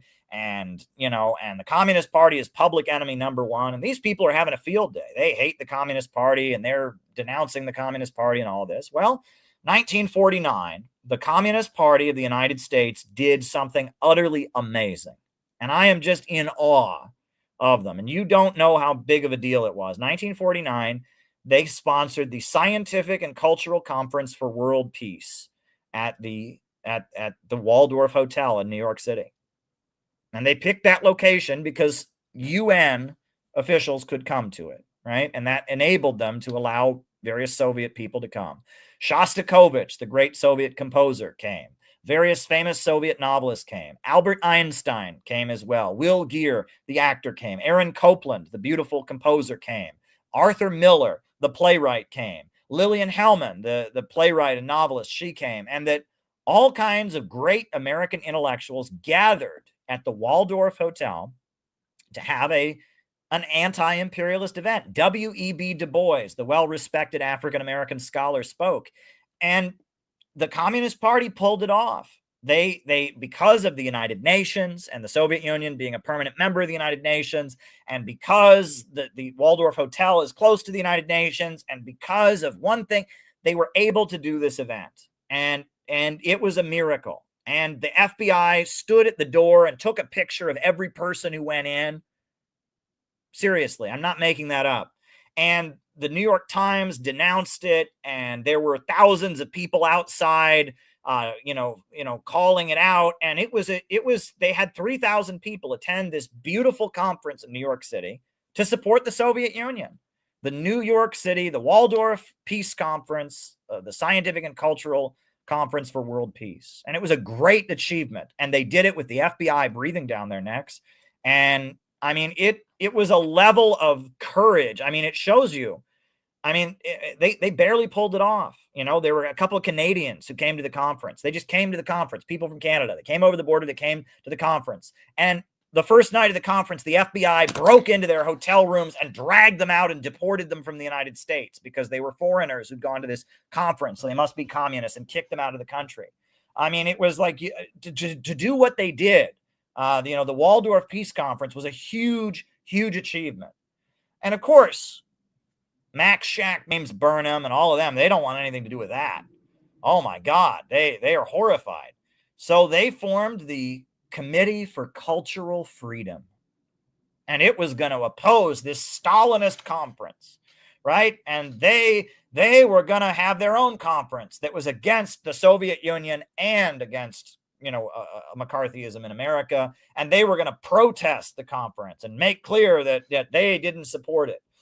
And Sidney Hook comes together and he forms his Committee for Cultural Freedom. And he goes to the FBI and the CIA and he says to them, give me $100 million and I will create a democratic movement that will bring down the Soviet Union. Right? And I can beat the communists at their own game. And he forms the Committee for Cultural Freedom. And the Committee for Cultural Freedom, they go into the conference and they have this whole plan. They bring umbrellas and they're not going to let them speak and they're going to bang their umbrellas. And when they come into the conference, they're greeted. The Communist Party leaders greet them at the door and they say, welcome. And they say, you can all speak. We'll give you 2 minutes to speak. And they're like taken aback and they all had 2 minutes. They gave them the floor, the Trotskyites. And so, they got up and they confronted Shostakovich, the great Soviet musician. We have a communist newspaper from Pravda that says that certain music, that's decadent, this Western music should be outlawed in the Soviet Union. What do you think of that? Shostakovich said, I agree. And they confront a famous Soviet novelist. Your novel, before it was mass produced in the Soviet Union, it had to be reviewed by the Communist Party committee. Isn't that awful? What do you think of that? And he said, well, they had good suggestions. I think they improved it, actually. And another speaker gets up and talks about how the Soviet Union and the American people have a similar spirit and says that, Lenin was mobilizing the masses of people to fight and believed in popular power. And that's very similar to Ralph Waldo Emerson. So Mary McCarthy gets up. Ralph Waldo Emerson, he believed in, the power of the human will and he believed in idealism. He didn't believe in dialectical materialism. Do you think the Soviets would let him move to the Soviet Union? They would ban him from coming there. And the speaker responds and he says, that's the non sequitur of the year because all kinds of people are banned from entering the United States because they might be communists, including a lot of people who tried to come to this conference who had their visas blocked. And everyone laughs, they came in and they made a scene. They tried to put on a show and the communists gave them the platform and they walked out very disappointed. And the cultural conference at the Waldorf Hotel was a big success that the Communist Party pulled off. They got all these great people to speak up in support of peace. They even let the New York intellectuals, the Trotskyites, get up and make their point. And so what happens? Well, one of the main organizers of the conference is a guy named Howard Fast. Howard Fast is an American novelist, and he wrote a novel called Spartacus, and Little Brown Publishing Company was going to publish it. And so after the Conference for World Peace, the FBI showed up at Little Brown Publishing. And they said, we don't want you to publish this Spartacus novel. It's communist propaganda. And J. Edgar Hoover personally would be really upset if you published this novel. And so Little Brown Publishing said, we're sorry. And they pulled their contract and they didn't publish Spartacus by Howard Fast. Exactly what they accused the communists of doing. Exactly what the Committee for Cultural Freedom was saying, that's why the Soviet Union is bad. That happened in America the week after the conference. The week after the conference, the FBI went to Little Brown Publishing and said, no Spartacus novel. And a novel about ancient Greece was banned by the FBI as retaliation for this peace conference at the Waldorf Hotel. You cannot make this stuff up. Well, the Committee for Cultural Freedom started getting funded by the CIA. And Partisan Review magazine, which was this Trotskyite magazine, suddenly it blew up and it was on every college campus ever. And it was out there and it said it was against McCarthyism, said it was against militarism, but it was also very vicious to people that would defend the Soviet Union. They launched a campaign against Albert Einstein. Albert Einstein's a smart physicist, but he's an apologist for the Stalinist regime and called out Albert Einstein. Waged a campaign against Lillian Hellman, the great playwright. She's a nice playwright, but she's a Stalinist and she's defending the Soviet Union. Just tried to destroy her career, tried to get her speaking engagements canceled. They went after W.E.B. Du Bois. He says he cares about black people, but the Soviet Union is just using him, and the Soviet Union is racist too and anti-Semitic. They go after W.E.B. Du Bois. It's a cancel culture campaign. Partisan Review magazine. They set up Encounter magazine in Britain. They set up Der Monat magazine in Germany. Theodor Adorno becomes popularized, right? Theodor Adorno, the great, Frankfurt School Marxist, is pumped by Der Monat, the German wing of the Congress for Cultural Freedom. And they promote Susan Sontag. And there, pretty soon it becomes clear that what the CIA and the Trotskyites who work for the CIA are doing, they're not just promoting Trotskyism. They're not just promoting anti-Stalinist leftism. Oh, no, no, no, no. What else are they doing? They're talking about individualism. First of all, they start funding the art galleries of Jackson Pollock. Jackson Pollock, who splatters paint on a canvas. Jackson Pollock. And they say that's freedom. In the Soviet Union, they have socialist realist art, and Roosevelt promoted socialist realist art, but freedom is just splattering paint on a canvas. And they start promoting experimental music, right? No more of this romanticism, no more Beethoven, no more Shostakovich. No, no, no. We need experimental music that like makes you feel weird. And they like art that makes you feel disorganized and disoriented. They like art that throws you off and makes you confused. And they don't like art that makes you feel confident. They don't like art that makes you feel proud of yourself. And in fact, they decide that that kind of art is fascist, right? Susan Sontag writes about fascinating fascism. Physical fitness is fascist. The cult of physical fitness, the cult of physical awareness, all of this is fascist. Fascinating fascism. Gymnastics is fascist, and mass movements are fascist. And Hannah Arendt is sent to Israel when Adolf Eichmann is on trial. And she writes a whole book, Eichmann in Jerusalem, the study of the banality of evil. You know, this guy, Adolf Eichmann, he's a Nazi war criminal, but he's just an ordinary man. He's just like everybody else. And deep down, Adolf Eichmann is just an ordinary person because deep down, ordinary people are Nazis. Average people are hateful, bigoted anti-Semites deep down, that's why, Israel needs to exist to keep the Jews safe from the evil, hateful people. That deep down, all the European people, all the Americans, we're all just a bunch of Adolf Eichmanns deep down, and that's why you need Israel, and that's why we need nonconformity, the banality of evil, the ordinariness of evil. That's the Congress for Cultural Freedom. And this is the Shachtmanites, the followers of Max Shachtman that have been employed by the CIA, that are getting funded and they're getting their careers boosted by the CIA. They create a whole new political movement. It's called the New Left.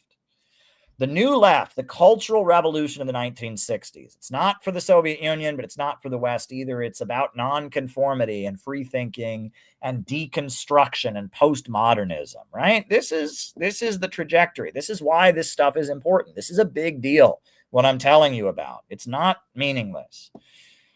But then what happens? The Black freedom struggle gets going. The civil rights movement, which these folks all supported, they liked Martin Luther King Jr., they liked the civil rights movement, but the civil rights movement gives birth to the Black liberation movement. And out of the Black liberation movement, you get the Black Panthers who admire Mao and admire Gaddafi and admire the Soviet Union, admire China, and send delegations to North Korea. And out of the campus anti-war movement, which they kind of supported, they had mixed feelings about the Vietnam War. You get Students for a Democratic Society, and you get people running around waving the flag of the Vietnamese and saying the Vietnamese people are right to oppose the U.S. imperialists. And all of a sudden, right, out of the New Left, you have a layer of people that are Stalinists, and God forbid, many of them are against Israel. They're supporting the Palestinians. Many of them, and they're waving the Palestinian flag. Oh my God, we can't have this. So starting in 1972, some of them a little bit earlier, Irving Kristol becomes a supporter of Richard Nixon. He says, and the New Left is out of control. They're just not anti-communist enough. And when George McGovern is chosen to be the Democratic Party candidate in 1972, Max Shachtman, he had been supporting Henry Jackson. He'd been supporting Hubert Humphrey. But when George McGovern got the nomination for the Democrats, he voted for Richard Nixon because George McGovern is too soft on the commies. He's too soft on the Stalinists. And these people are supporting the Vietnam War, and they're supporting Republicans because, my goodness, those communists, the Black freedom struggle and the Vietnamese Liberation Front, they're so dangerous. And a layer of the New Left, not all of them. Michael Harrington remained a leftist, a Democrat, set up DSA. Irving Howe remained a Democrat, set up DSA. The Democratic Socialist Organizing Committee is the ones who stayed with the Democrat Party. But some of them became Republicans. Irving Kristol became a Republican. And so did so did Max Shachtman.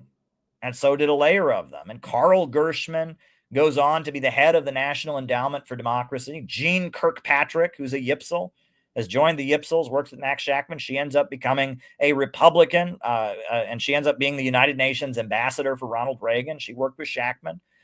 And it's weird because Max Shachtman is this figure that, like, all across the American political spectrum, you find followers of him. Richard Perlman, right? Richard Pearl, who was the head of the U.S. Information Agency under Bill Clinton, follower of Max Shachtman, member of Yipsel, right? George Meany, head of the AFL-CIO. Max Shachtman is his personal advisor. Bayard Rustin, Martin Luther King Jr.'s top advisor, follower of Max Shachtman, right? You go down the line, CLR James, right? He worked closely. He was a Shachtmanite, was in the Shachtman faction of the Trotskyite movement. Right on the left, on the right, the people who set up DSA, the people who set up the National Endowment for Democracy, Carl Gershman, the people who set up the neocon think tanks and promoted U.S. regime change wars, Irving Kristol, you go down the line, they're all connected back to Max Shachtman, this obscure American Marxist. What in the world is going on here? How is it that, the hard Republican war hawks of the 80s and 90s up into the Bush years, how is it that they trace their lineage back to Trotsky? What's the continuity? Well, you can find an answer to that when you go to the work of Leo Strauss, right? Leo Strauss was never a Trotskyist, but Leo Strauss was a philosophy professor who became friends with them, became very close to Irving Kristol, became very close to Susan Sontag and others. Leo Strauss, he wrote Persecution and the Art of Writing. And he argues that all the great philosophers of history have written in code because the masses would persecute them if they learned what they, really believed. And that all the great philosophers have had to write in code, and that some people are just naturally better than others. They're the philosopher kings. And that it's okay to lie. The noble lie. It's okay to lie to the masses of people because they're too stupid and they can't understand it. And that it's okay to lie to them. And his favorite TV show is Gunsmoke, a cowboy TV show from the 1950s where the good guy wears a white hat and he's all good. The bad guy wears a black hat and he's all bad. And he says this is how average Americans need to understand politics. And that Nazi Germany and the Soviet Union are both examples of excessive democracy. When average people get too involved in politics, they turn into bloodthirsty authoritarians. They turn into bloodthirsty anti-Semitic authoritarians. And so we need to do everything we can to control the masses of people and dumb them down and lie to them and keep them in their place so that we, the philosopher kings, the natural superiors, can rule over everybody else. That's what Leo Strauss believes. Irving Kristol believes that too. Susan Sontag believes that too. She says communism is nothing but the most effective form of fascism, right? And this is what they believe, right? That they are the intellectual elite and that the United States is on a mission to spread freedom around the world, to protect the great intellectuals and make sure that governments like Soviet Union, like Nazi Germany, like any kind of government that would get in their way, like Gaddafi's Libya, like China, like whatever, any government that would get in their way has to be overthrown. And the USA is on a mission to spread freedom around the world. And if we have to tell noble lies to do it, that's okay. And we need the dumb average Americans to think it's a cowboy movie, to think it's, it's a cowboy movie. It's, that's what we need average Americans to think. That's what we need. And that's the neocon perspective. Where is the continuity? Well, let's go back to the Bolsheviks. Let's go back to Lenin. The time that Lenin wants to form his Bolshevik party, his party of a new type, Trotsky doesn't agree with it. Right? In 1912, the Bolsheviks are expelling people and forming their own organization. Trotsky says, no, I'm not going to join the Bolsheviks. I'm going to form the August Bloc. And what is the August Bloc? The August Bloc is this centrist organization. It's going to be the radical wing of social democracy. And who joins the August Bloc? The Jewish Bund of Russia. And who are the Jewish Bund? Well, the Jewish Bund are a group of Russian Marxists, socialists who are Jewish. And they say we can't form a regular communist party because we're Jews, right? And Russian non-Jews are so anti-Semitic, and we are just so special. We have to have our own communist group. And Lenin, also himself Jewish, says that's stupid. And he calls that the spirit of the ghetto. The spirit of the ghetto. What is the spirit of the ghetto? He says this idea that Jews are just so separate and so different and that they can't possibly integrate into European society. This is toxic.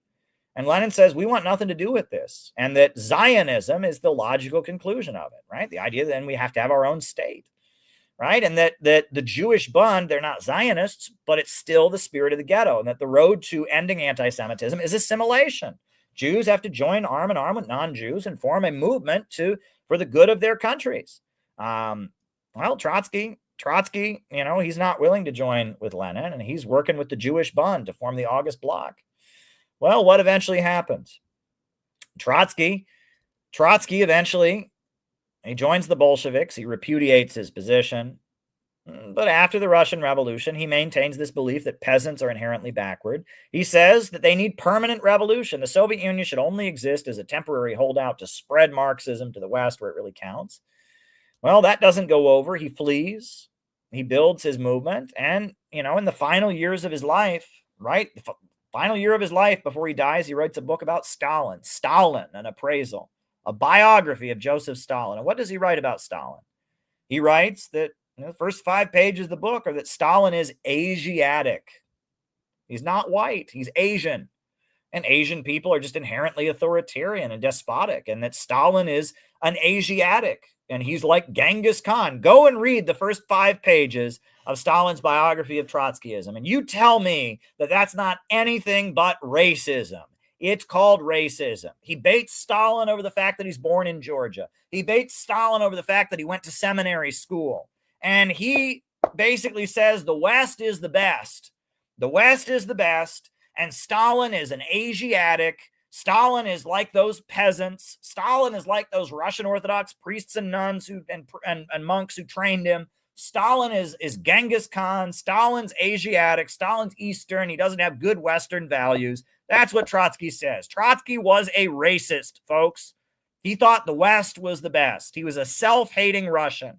He was born in Kherson, but as far as he was concerned, New York City was the foundry where the fate of mankind will be forged. That's an actual quote from his autobiography. He hated the East. Lenin had formed the Bolsheviks and said the revolutionary energy is in the colonized world. It's the sections of the world that have been kept under the domination of Western imperialist finance and the big monopolies fighting for their national liberation. That's where the revolution is going to come from. Trotsky says, oh no, the West is the most advanced. The only socialism he wants to be a part of is a socialism of the Western industrial workers fighting to seize their factory. His socialism is a continuation of the French Revolution and the ideals of Western civilization. He says the West is the best. Well, Lenin says the East is where it's at. The East is the future. It's the Eastern world. And socialism is going to be the Eastern world and the colonized world. It's going to be the rise of Africa, the rise of Asia, the rise of China, the rise of South America. It's the colonized people fighting for their freedom and breaking out of the West. That's the future. And Trotsky says, oh no, the West is the best. It's all about Western ideals. My Marxism is just a continuation of Western ideals. That is the difference between Stalin and Trotsky. And neocons agree with Trotsky. They are fighting for Western civilization. They are partisans of the West, as Irving Howe put it when he broke with Max Shachtman. As Irving Kristol put it, they are partisans of the West, fighting for the freedom of intellectuals. And their focus is on beating down the communists, beating down the Stalinist regimes of the East that would challenge the hegemony of the West. And they're intellectuals and writers who realized they could advance their careers and they could get nice paychecks to write books, mobilizing on the basis of their revolutionary and leftist ideals, a crusade against Stalinism, against anti-imperialist states. They're the regime change activists of imperialism who base their ideology and their values on Trotsky and his misinterpretation of socialism. Now, why does any of this matter? You say, Caleb, this is obscure history. Well, I think it matters because at this point, the American people have voted over and over again and said in poll after poll, they don't agree with this. The USA shouldn't be destabilizing the world. The USA shouldn't be overthrowing regimes, but yet our government continues doing it. Why? Because our deep state, the CIA, the FBI, the intelligence agencies, the Pentagon is staffed full of people who've been trained by neocons. John Bolton was never a Trotskyist. John Bolton was just a conservative dude, joined the military, went to college, wanted to become a foreign policy strategist, and he was studied Sovietology. In the 70s and 80s, there was a special field of study called Sovietology. At Harvard and Yale and Columbia, the Ivy League schools, all kinds of people studied Sovietology. And the Sovietologists were trained by the neocons. The neocons trained the Sovietologists. The Soviet Union, Marxism, Leninism was the model of an illiberal state, and the job of the United States is to go around overthrowing illiberal states. And the CIA and the FBI and the intelligence apparatus and the Pentagon are staffed full of people that got trained by Trotskyites and neocons. And their worldview, they believe the USA is on a mission to overthrow anti-imperialist states. And that's what they believe their job is. Well, the American people have said, we don't want that to be your job. We want our roads to be paved. We want good schools for our kids to go to. We want our water to be purified. We want our mail to be delivered on time. We want jobs and housing and education. No, we're not interested in your goddamn global crusade to spread the free market all over the planet. Anne-Marie Slaughter and your open international system and all that, take it and shove it. And the American people have said that over and over again. And no, we don't appreciate you telling us your noble lies about weapons of mass destruction. We don't appreciate that. We do not appreciate that. We don't want to be lied to. We don't want to be conned, and we don't want our tax money going to prop up your system and wage your crusade against every government you don't like. Jenny Lynn said it. Go to hell, Trotskyites. We're not interested. We're not interested in your permanent global revolution. We're not interested in your crusade. It's not what we want to do. We want a good life for our kids and a better future. And if that means we have to trade with Russia and China to do it, if we have to have a better relationship with the Eurasian countries, if we have to have a better relationship with Africa and Asia, we'll do it. We're not interested in spreading freedom at the expense of our children's lives and the expense of our country's future. We're not interested. We want a peaceful tomorrow. We want to get along with North Korea. We want to get along with Cuba and Venezuela and Iran. That's what the American people want. But our deep state is staffed full of people who think otherwise. And so there's a fight within the power structure. And that's why populism, that's why Donald Trump scares the hell out of them. Donald Trump has done a lot of bad things as president, no doubt. But Donald Trump tapped into that anger of the American people, that anger at the way that policies have been carried out for the last few decades. He very much appealed to people's desire to see the end of regime change wars. That scares them. They're scared of populism. And if you listen to them, the reason they did the Russiagate hoax against Trump and accused him of collaborating with Russia is because they see him as, like Putin, an illiberal leader, one of the masses of people, one of these governments they're trying to overthrow. That's why they compare him to Kim Jong-un. That's why they compare him to Xi Jinping. They view Trump as potentially illiberal and populist and building a mass movement, and they don't trust him for that reason. They tried to throw him in jail to keep him from being president, even though his first term in office, he didn't really do that much, but he didn't go in for World War III like they wanted. And if you think this stuff doesn't matter, ask yourself, why is it that in the middle of the 2024 election cycle, an academic from DSA, Aidan Beatty, ran a whole hit piece on Jerry Healy? I included in my new book an appendix about Jerry Healy. Right? And I've actually got it as a small book. It was originally a chapter in the Khrushchevism book in defense of Jerry Healy. Jerry Healy was a Trotskyist in Britain, but he supported Gaddafi. He supported Gaddafi. And the British deep state waged an operation against him. He supported the Palestinians. He supported Gaddafi. And they smeared him like crazy, and they called his organization a cult, and he's been dead for 35 years. But in the middle of the election of 2024, DSA published a smear piece against Jerry Healy because Jerry Healy is the prototype for the kind of movement they're scared of. Right? Jerry Healy was a guy who built a very effective organization in Britain that supported the Palestinians. And one of Jerry Healy's followers won an Oscar Vanessa Redgrave. And at the Oscars, she got up and she said, she called out Zionist thugs and hoodlums, and she supported the Palestinians at the Oscars.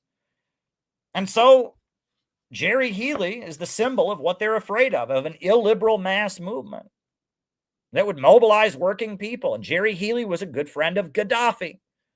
And so I included this essay in defense of Jerry Healy at the end of my book because it's about Trotskyism.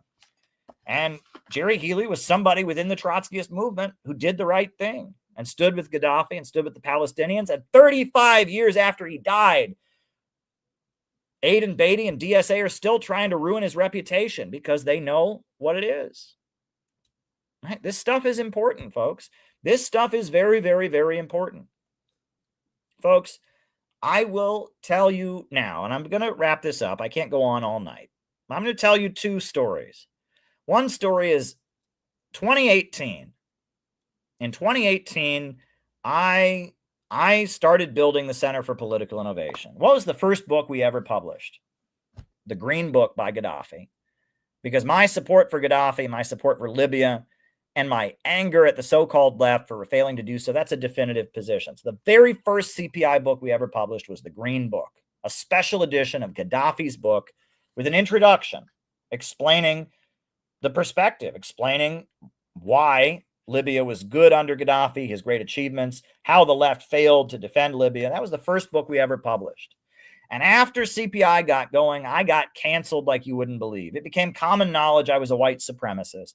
I went to New School University. The students at New School University had an occupation. They occupied the cafeteria to support the cafeteria workers and the union. I went there to support them. I was asked to leave. People are not comfortable with you here because we read on the internet that you're a white supremacist. I'm not a white supremacist. Well, that's what the internet said. It became common knowledge. I was a white nationalist. I was a white supremacist. I was a fascist. I was an evil person. And I lost friends like you wouldn't believe. People that I had slept over at their house. People that had met my parents. People who were at my wedding with me and my wife stopped speaking to me. Wouldn't talk to me. They would see me on the street and they would walk the other way because of what I did. Because I said that Trump was better than Hillary Clinton. And I said that the so-called woke left, their stop Trump derangement syndrome and their Russiagate hysteria was bullshit. And I worked for RT, and I'm proud to have worked for RT. I appeared on RT, and I'm proud to appear on RT. And I was on RT, and I didn't hate Trump. And I didn't hate working class people from small towns like the one I grew up in. And God forbid, I rediscovered my Christian faith. And I talked about Jesus and I talked about the Bible. And I was the enemy as far as these socialists were concerned. I might have been their golden boy during Occupy Wall Street. I might have been a great example. But when I wouldn't join the Trump Russia hysteria, when I wouldn't join their Stop Trump rallies, when I wouldn't, join their hysteria against Donald Trump and say all Donald Trump supporters are racist, when I wouldn't say that, that Christianity was evil, and I said I'm proud to follow Jesus Christ and that Jesus, I never would have even thought about being a socialist if it wasn't for the Bible and Jesus, when I said that Libya was a socialist country and that dialectical materialism, this ideology that says there's no God, is a problem and I don't accept it, when I dared be who I was smeared and canceled. And it was a traumatic experience. It was an awful experience. I had a therapist that I saw. I'd seen her for 5 years. Twice a week, I had sat in therapy with this Marxist therapist. And we'd talked about all kinds of things and trauma and pain. And one day she said to me, "Oh, you associate with Alexander Dugin. I can't give you therapy anymore." And that's illegal, by the way. She could have her license taken away. If I was really an asshole, I probably could get her license pulled. That's completely unprofessional behavior, but I didn't. And I lost somebody I'd been sitting on the couch and having psychotherapy with for 5 years, wouldn't see me anymore because I was a Nazi, because the internet said I'm bad, right? I was public enemy number one. I mean, you have no idea what they put me through, right? What the so-called Marxists, the cosmopolitan intellectuals put me through. They put me through a lot. And I am very thankful to this day. And I was looking through the internet and I was looking for a sermon to listen to. I just wanted to listen to a Christian sermon. And I randomly found a sermon from a pastor who's long dead. And Gavin, if you're watching, you know exactly who this pastor was. It was random. It was a random sermon I found from this Southern pastor, a guy from Texas, and he said, don't change what you believe. Don't change what you believe. Sometimes you got to wrestle. Sometimes you got to withstand, and sometimes you got to stand. Don't change what you believe. Don't surrender. And, you know, it was weird. This guy politically I didn't agree with. I'm not an independent fundamental Baptist, but I heard this sermon, and it was exactly what I needed to hear. I swear God himself sent that sermon to me in 2018. When I was looking for a Christian sermon to listen to while I cleaned my apartment, I heard this pastor from Texas say, don't change what you believe. Have your loins girded about with truth.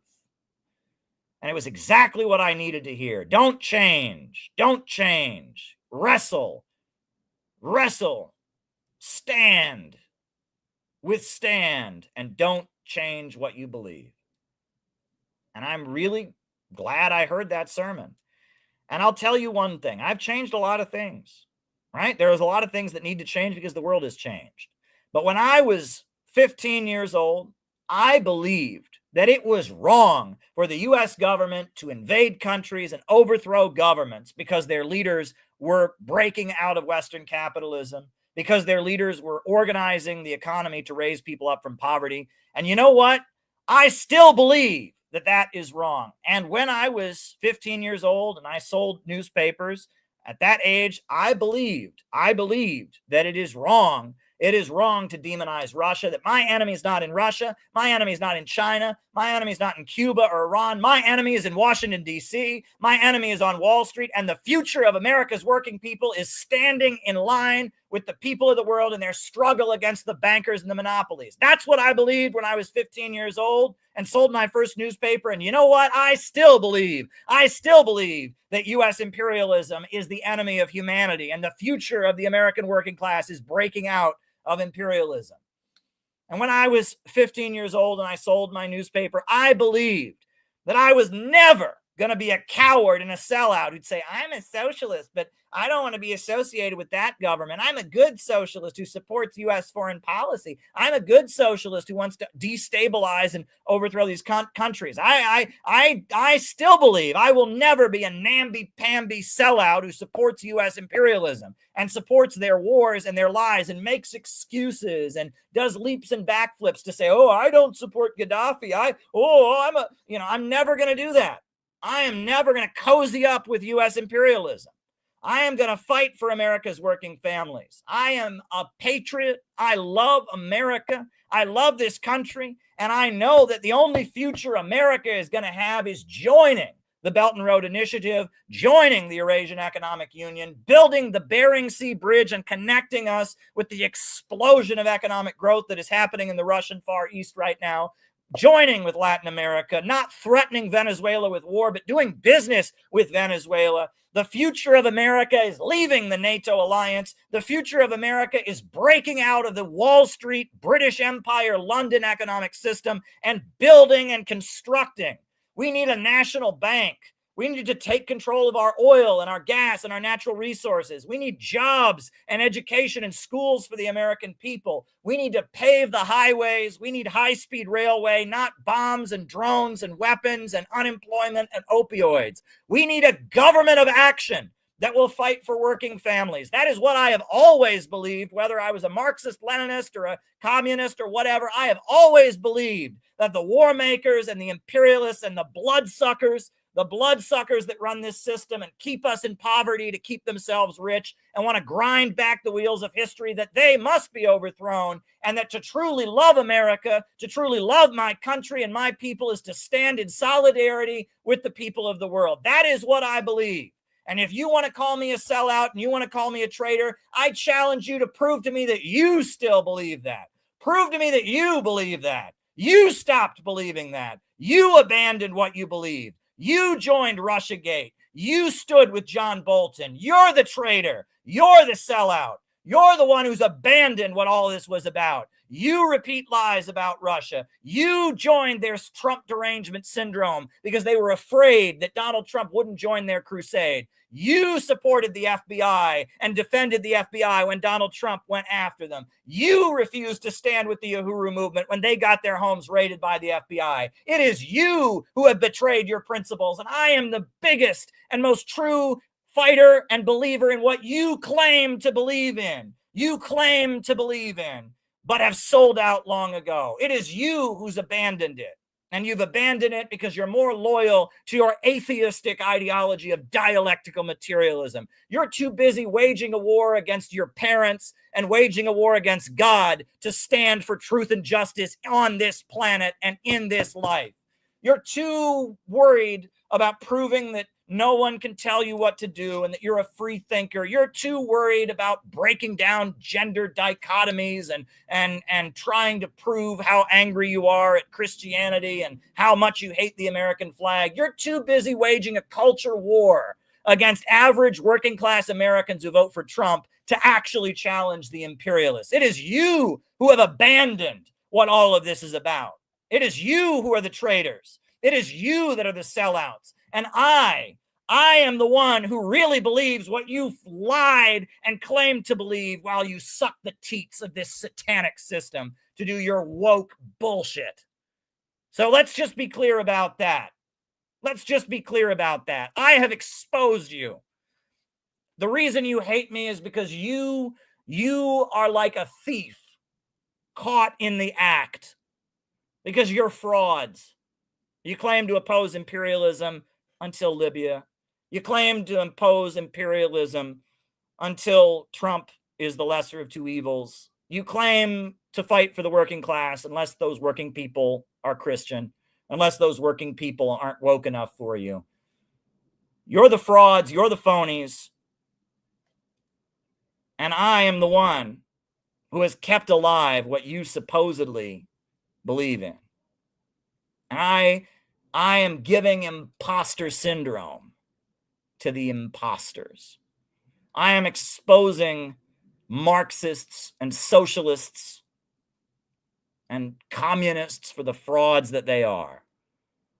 The very thing that the Bolshevik Revolution was supposed to do, the very thing that Stalin did when he built the Soviet Union and raised it up from poverty, the very thing that Mao and Deng Xiaoping did when they made China a strong and powerful country, the very thing that Gaddafi did when he built up Libya, that's what you're opposed to. You're neocons. You're Trotskyites. You want permanent revolution. You want chaos. You want instability. You are infected with the spirit of the ghetto. And you're more loyal to the spirit of the ghetto than you are to any of the principles that you claim to believe. And no, I'm not going to go away. You can throw mud at me, you can smear me, but I'm not going to go away. And on top of that, I'm going to keep organizing. People are joining CPI. We've had new memberships trickling in since the convention. People are joining us. This book is cooking, folks. This book is going to be hot, right? I just recorded with Kim Iverson, and I'm getting podcast requests. We're cooking. People are ready for this. It's only a matter of time. Wherever you go in this country, Americans know three things. They know that there's a group of rich people that runs this country that are waging wars that don't benefit us, and the power in this country belongs to a group of rich people who don't care about us. Two, they know that our freedoms, our American freedoms, are being taken away. The very things we've been taught are what it means to be an American are being taken away. And three, we know our living standards are going down. What we want is a government that'll stop these wars and stop sending our young men overseas and stop sending our tax dollars overseas. We want a government that will protect our freedom. We want to defend the Constitution and defend the Republic, defend our freedom of speech, our freedom of religion, our right to own guns. Number three, we want a government that will take action to start improving our lives. We need jobs. We need good paying jobs. We need healthcare. We need education. And that movement, a movement against the low-wage police state and its wars, against its attacks on our freedom, a movement demanding a government of action that will fight for working families, that movement is ripe. It is ripe to happen. And it's only a matter of time. We are boiling as a movement. We are growing, and people are seeing what we're about. And we're marching ahead.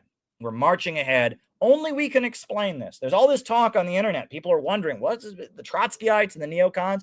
There's no other book that has ever been published on this topic. None. There is not a single other book. I've looked on Amazon. There's not a single other book about Trotsky and the neoconservatives. Why? Because only we can explain this. This is our story. We know about the spirit of the ghetto. We know why they threw Gaddafi out to dry. We know what this is about, but it takes our experience and our understanding. It takes innovationism, our new perspective. We're the only ones who can explain this. This is our time, folks.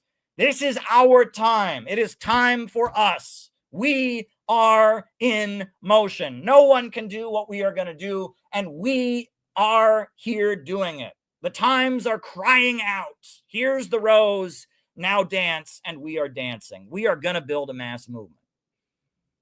And I ended this book, all the research and quotes from Shachtman and Aburn and James Burnham and all of that. I ended this book, actually, with a story.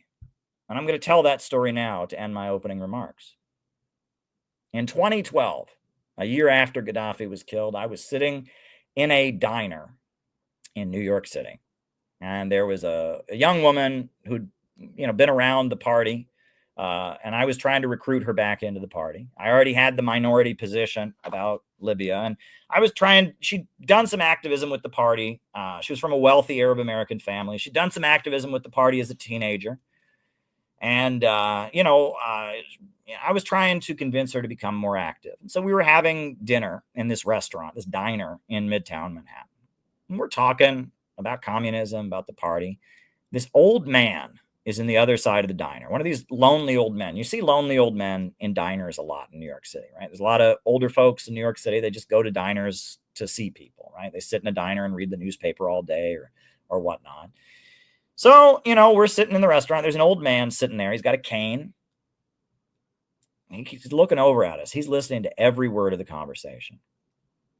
And finally, he stands up very difficultly and makes his way over to the table. And he says in like a hushed voice, "Are you guys communists?" We said yes. His eyes got big. And he says in like the strangest, like hushed voice, he says, "My father was a Trotskyist." And I'm looking at the girl and we're trying not to laugh. I mean, this is like comedy. "My father was a Trotskyist." And we're like, okay. And that man then told me this story. And this story has stuck with me. I will tell it to you now. He said that he was a young man when the Vietnam War was happening. And the cool thing to do when he was in high school was to go protest the Vietnam War. But his father was a Republican. His father was very conservative, lived in Manhattan, very wealthy, conservative Republican, wrote for Republican newspapers. So he did not tell his father that he was going to go protest the Vietnam War. So he went to a Vietnam War protest and he bought a communist newspaper.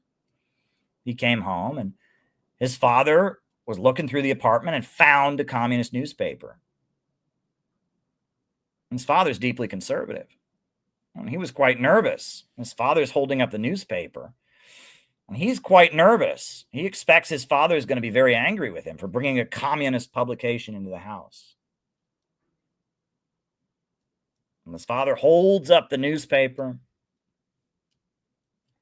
and bursts into tears. Bursts into tears, starts crying.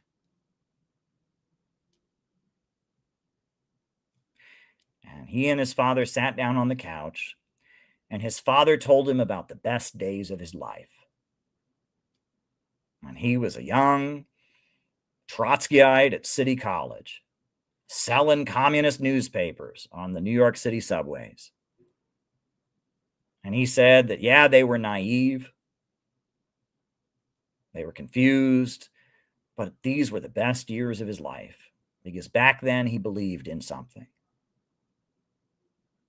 And that even though they were poor in the Great Depression, They believed in something. And they went out and they believed that tomorrow would be better than today. And they believed that eventually the working class was going to come together and build a strong, beautiful society where no one was left behind and no one was hungry. And that even though his father was a staunch conservative, even though his father was a neocon, even though his father had become a hard right Republican the best years of his life, that he remembered crying had been when he had been a Trotskyite as a young man. And the reason I tell that story is because, I'm telling you, dialectical materialism doesn't get it. Because even as communist movements very much focus on dialectical materialism, no spirituality, there's always been a spiritual quality to what they do. Being in an organization, standing strong in your beliefs, having comrades, supporting each other and being there for each other as you go out and you build a movement. It is one of the most joyful things I have ever done. It brings me happiness.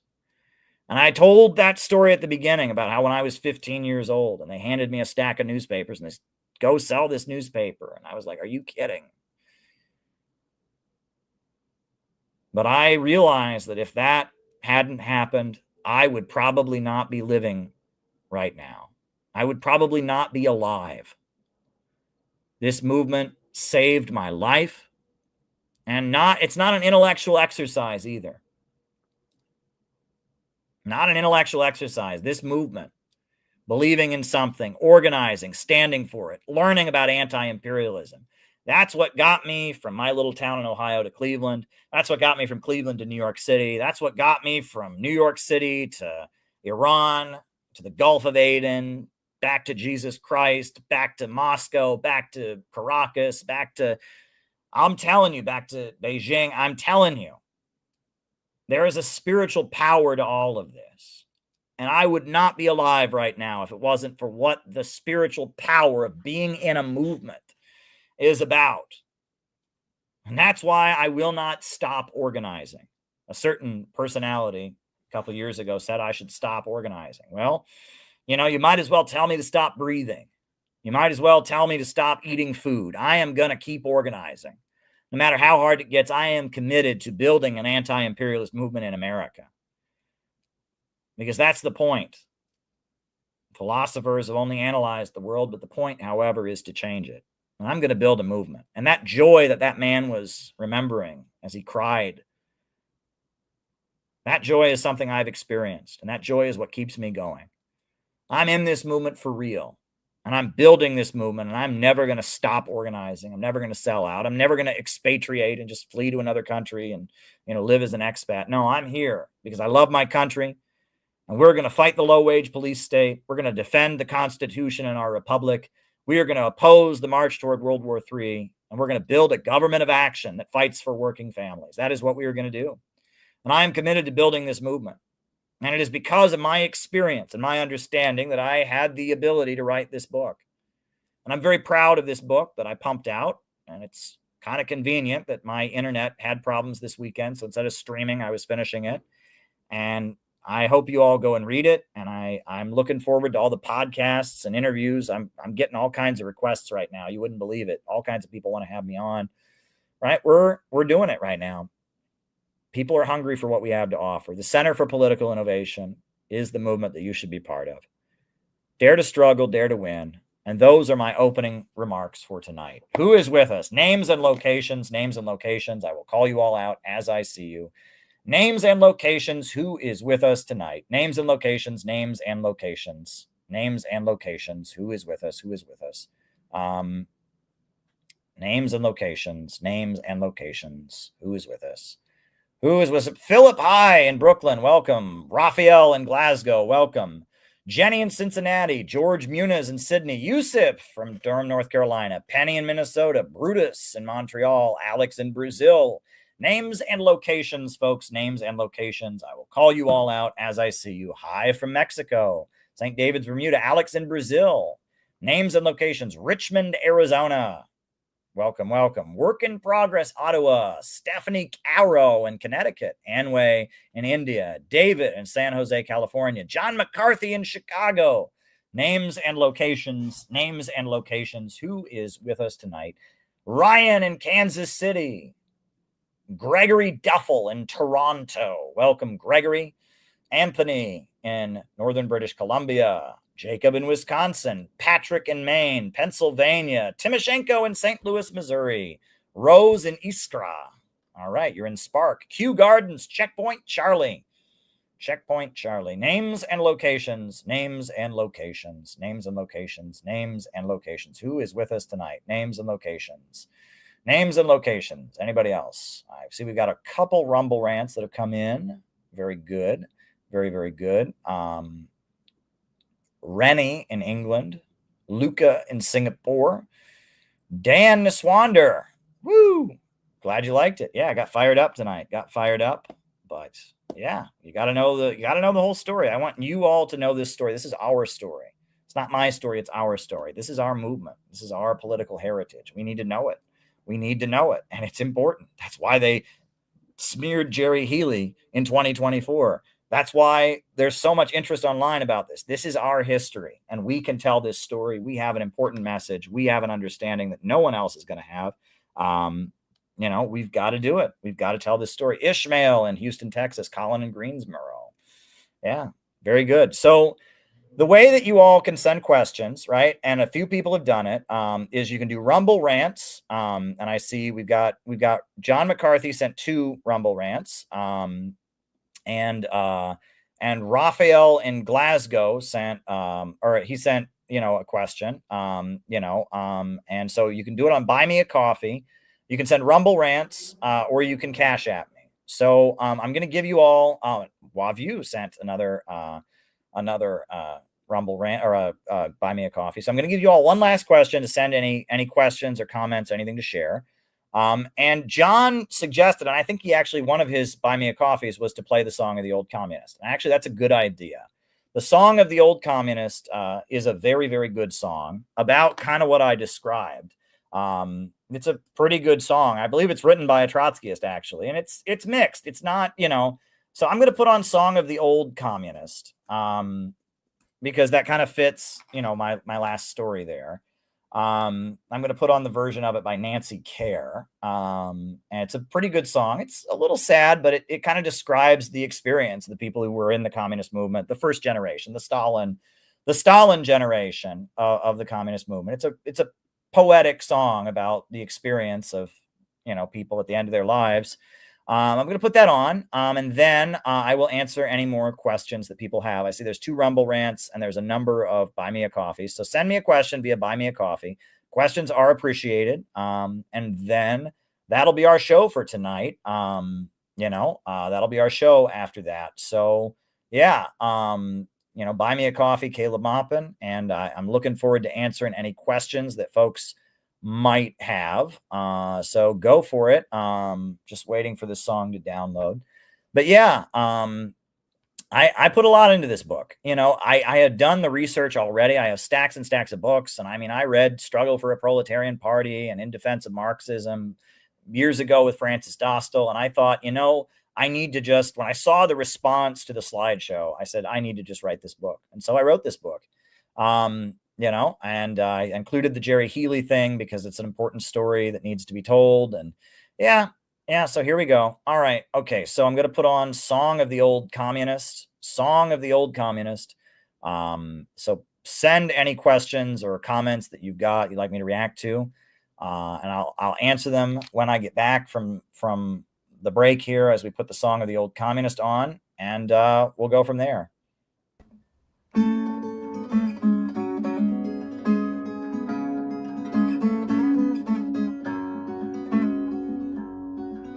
He was one of those dogged old men who live in the past, telling stories you don't want to know about how it was then. The hunger, the hardship, the hopes and the struggles of so long ago.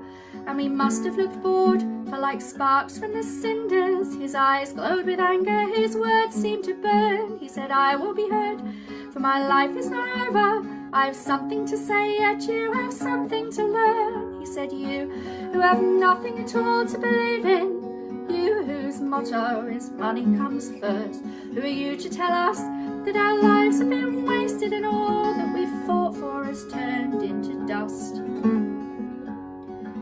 I was only a lad when we read that in Russia the workers, the Soviets, had taken all power, and the man they called Lenin who led them was our inspiration. His triumph was our finest hour, and I'll always remember how fear shook the wealthy like thieves who have just been caught out in their crime. But we who had known only war and the workhouse rejoiced that a new world was born in that time. You can't know what it meant, and the pride that we felt to know working people, people like us, could shake off the shackles, could topple the palaces, remake the world without ruler or boss.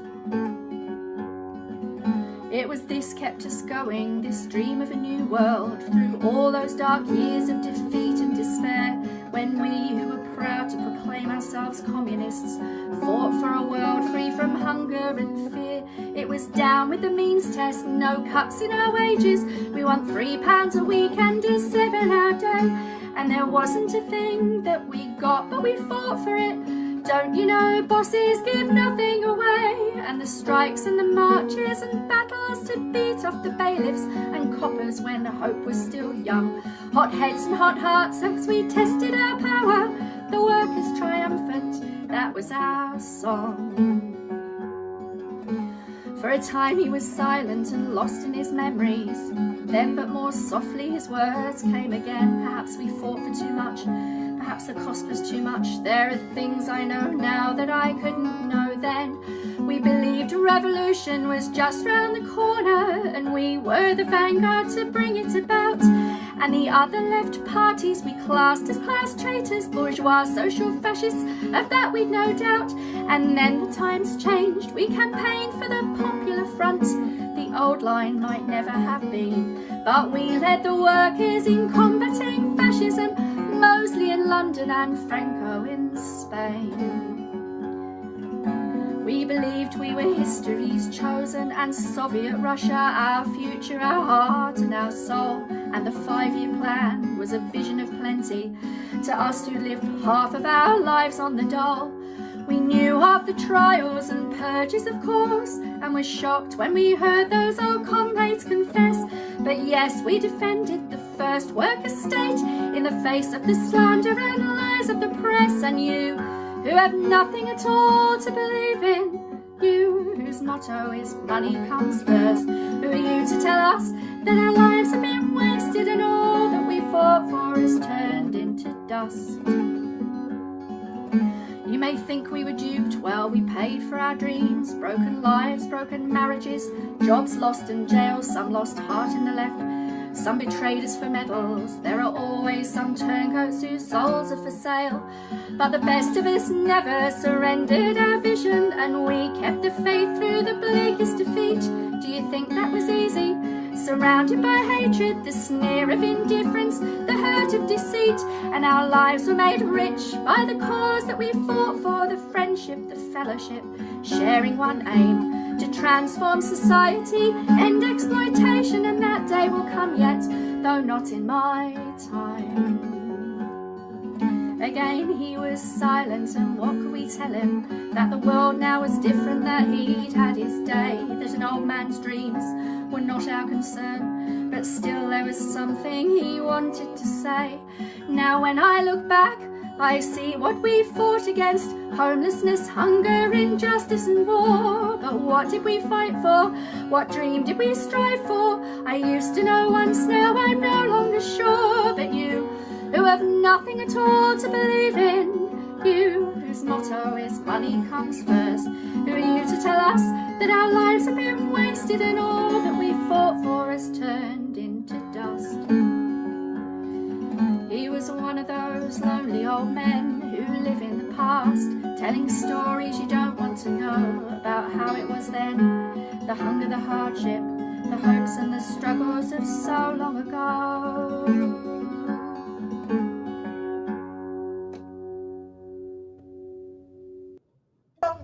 Well, Well, anyway, sorry about that. But yeah, that was Nancy Kerr performing the Song of the Old Communists, which is a great song, just about the experience of the first generation, the Stalin generation, who went through, World War II, the Great Depression, McCarthyism, all of that. I think about when I was at Occupy Wall Street, there was a very, very old man who came to Occupy Wall Street, and he had his World War II veteran hat on, right, with the name of the battleship. It said World War II veteran. It had his battleship on it. And he was old. He was definitely old. And he had photocopies of the book Labor's Untold Story, which is like which is like a communist book about the history of union organizing. I have it somewhere, the book Labor's Untold Story, and he had photocopies of that book, and he was just handing them out to people because he saw that Occupy Wall Street was happening. And when he was wearing his World War II veterans cap, he was saying, "Don't call me a traitor, don't call me un-American," because if he'd fought in World War II, he could remember McCarthyism. You can be sure of that. And he's there in his World War II veteran hat, hunched over, but he wanted to go down and spread communism at Occupy Wall Street. So he had photocopied these copies of Labor's Untold Story and was just handing like front and back photocopies he'd made probably at the senior center or something like that. That's a guy from that generation, right? I mean, he remembered World War II. He'd fought in World War II. He literally had a World War II hat on. So there you go. So now, all right. So in terms of Rumble rants, Leo Messi said, Russia and China let Assad and Gaddafi fall. Is Maduro in danger? Look, the Gaddafi thing is a little bit more complicated, right? Gaddafi, you have to remember, Gaddafi pivoted towards the United States in the final years of his life, but Russia and China did not vote for him to be overthrown. They simply voted for there to be an arms embargo, that no one could send guns to Libya for either side. That's all they approved. And the USA used that to set up a no-fly zone. And then from there, the NATO missiles started flying. And that was, Russia did not vote for that to happen. They just voted for an arms embargo. But Gaddafi, you have to remember, had not tied himself in with Russia and China economically, right? And he was cooperating with the U.S. war on terror, and he was calling Barack Obama his little African son. And the USA had courted him, and Gaddafi had kind of distanced himself from Russia and China, kind of isolated himself. So it's complicated, but they didn't approve of what happened, but they weren't, they didn't have the kind of relationship with Libya to send forces in. Syria is a different story. The Syrian government got military support from Russia. Russia sent its military to fight ISIS and to defend the Syrian government, etc. And for years, Russia was the biggest supporter of Syria. And the recent, fall of the Syrian government is related to a number of events that have happened in the region. But that's not something Russia let happen. Russia didn't want that to happen. And they helped Syria stay strong for quite some time before ultimately the Syrian government did fall. But that was not something Russia let happen. Russian soldiers died to prevent that from happening. Russia gave a huge amount of military support to the Syrian Arab Republic. So that's just wrong. As far as Maduro in danger, well, look, Russia and China have made a big point, and that actually gets to, this was a Rumble rant that John sent in, and I guess it ties in with that. Laura Loomer, who is this crazy Trump supporting Zionist who sees with hatred for Muslims, she actually made a tweet saying there's not going to be a regime change in Venezuela because Maduro is negotiating. He's part of getting the hostages freed. He's been functioning. He has good relations with Hamas, and he's been working with Israel and with the United States to negotiate with Hamas to free the hostages. And Laura Loomer basically said, what Fox News is doing all these stories about we need regime change and all of that. That's not representing reality. And that Laura Loomer, who is friends with President Trump, there's rumors that she and Trump have had affairs and stuff like that. And she's awful in many, many ways. I mean, her tweets are just bigoted, Islamophobia, and Zionism. She tweets out, Fox News is lying to you. We're actually quite friendly with Venezuela right now, and they're helping us free the hostages. And if she's saying that, right, and she's calling out Fox News, because Fox News did go and they were just doing all kinds of hit pieces. Alex Jones, too, all kinds of people were, doing, smears on Venezuela. And she's calling them out because she's saying that doesn't match reality. I give her credibility. That's what you call a statement against interest, right? If she was just, doing her usual thing as Laura Loomer, what she would say would be, oh, yeah, Maduro's an anti-Semite. He supports the Palestinians. He opposes Israel. Overthrow him.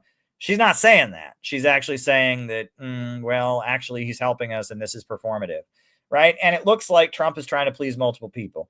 You have to remember one of the main people who pushed for Trump to try and overthrow Venezuela in his first term. That was the three guys, Elliot Abrams, Mike Pompeo, and John Bolton. And John Bolton just got his home raided by the FBI, and Trump is going to throw John Bolton in jail, it looks like, for Russiagate, for selling U.S. secrets to foreign countries, for classified information. It looks like John Bolton is going down. Well, that's big. John Bolton is one of the main neoconservatives, one of the main neocons in the deep state. So Trump is probably compromising. Marco Rubio is also from the neocon school, but Marco Rubio is cooperating with Trump, doing things that that Marco Rubio wouldn't want to do. I mean, Marco Rubio is negotiating with Russia and all of that. So it looks like, Trump is trying to please multiple people, but, you're going to need a lot more than 4,000 troops to invade Venezuela. And, Venezuela's got their whole military. China is announcing they support Venezuela. Russia is announcing they support Venezuela. And Venezuela itself has militias of millions of people that are ready to fight people. Trump's not going to overthrow Venezuela with 4,000 troops. That's not going to happen. Right. So it looks like Trump is threatening Venezuela. He's being performative to please somebody, to please some people in the neocon camp while he goes after some big name neocons. But I don't know. I mean, look, I support Venezuela 100%. But I feel like Venezuela has been through so many attempted regime change operations, so many coups, so many. I mean, there's, been generals that have tried to overthrow Maduro and failed. There was there's been so much. And there was the Navy SEALs that tried to go in there and do an operation. And I just feel like, yeah. Right. What is it? If you have a certain type of mustache, they call you a walrus, right? It's like Wilford Brimley. They call him a walrus too. But yeah, John Bolton is, he's a Sovietologist like Elliot Abrams, right? And he comes out of that school of, they studied the Soviet system as the ultimate evil. And yeah, he's a neocon, right? So there we go. All right. And then Penny did a Rumble rant, and she sent a AI in Burkina Faso video. Okay. It's 8 minutes long. I don't know if we'll show the whole thing, but I'll start downloading that video, and we'll see if we can put that on. Anything good about Burkina Faso? I know Penny is a CPI organizer in Minneapolis, and she follows Burkina Faso very closely, listens to their broadcasts in French. Penny speaks French, and she is following their broadcasts very closely. So she's keeping us up to date. We do appreciate you doing that, and we'll show some of that video. We'll see. May not put it on the whole time, but the whole video. But we'll see. We'll see. We'll put some of it on. I'm downloading it. Let's see what else came in from the Buy Me a Coffee. John McCarthy said about the Laura Loomer tweet is very important. I agree. I just talked about that. Play the Song of the Old Communist. Just did. Raphael in Glasgow says, in confessional states, people pretend to be Christian for social benefit. An advantage of living in a secular state is that everyone who goes to church genuinely wants to be there. As a Christian, I value sincerity. In socialist one-party state, many people who do not really believe in socialism join the party for better jobs and housing.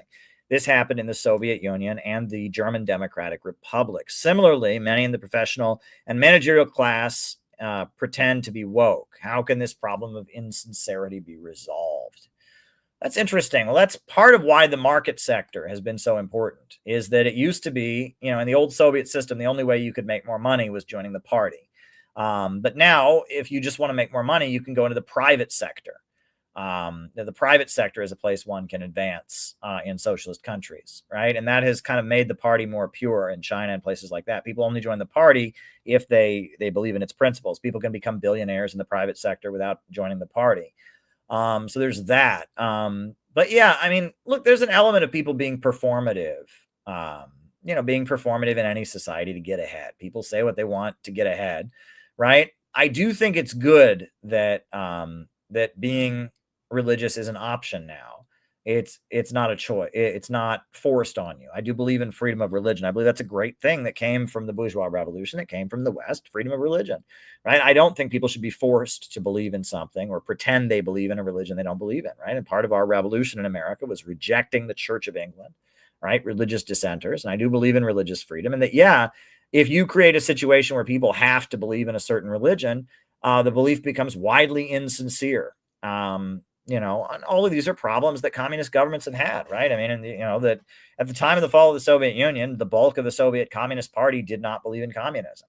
They were just kind of mouthing the line because that's what you had to do. And that's part of why you need to have a little bit of a more open society. But if your country is locked down, right, and fighting for its life, you don't really have that luxury. You don't have that option. And that's the problem, is these socialist countries have been locked down. Ultimately, we want to create a socialist society that's so open and free that there's no need for any restrictions of any kind, right? And that the conditions that these countries have been building socialism under have been very harsh conditions of siege. But Venezuela is a bit more open, and they've managed to hold on to that despite everything they're up against. And so, the world is changing. China has a lot more, freedom of religion than they used to. And so, the world is changing. But yes, I agree with you. Any kind of situation where people are compelled to believe certain things is going to produce insincerity. That is the truth. Yeah, no question about it. And that's a problem, right? And that when people, pretend to believe things to advance their careers, that becomes a big problem for all of society. I don't disagree with anything that you are saying there. And, it's certainly something that socialist countries have had to deal with. And if you look at the Cultural Revolution in China, you look at the Great Terror and the purges of Stalin, it was kind of an attempt to deal with it. And neither of them worked out too well. The market sector seems to have adjusted, at least, the way socialist countries deal with it. The problem isn't there to some degree still. But, it's not as bad as it was.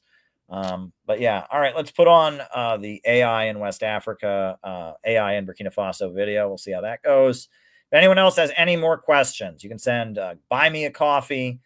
You can send Rumble rants. You can send cash at me, Caleb Moppin 22. But this is the last call for questions. Last call for questions. If you got any more questions, because I do have to get up early tomorrow. I got something in the morning. Last call for questions. Questions can be sent via Rumble Rants on Rumble or to Caleb Moppin 22 on the Cash App. Last call if you want me to answer something. Now I'm gonna put on Penny's video about Burkina Faso. So if you have a question, I'll answer it after that, and then we're ending the show. So this is final call. Here we go.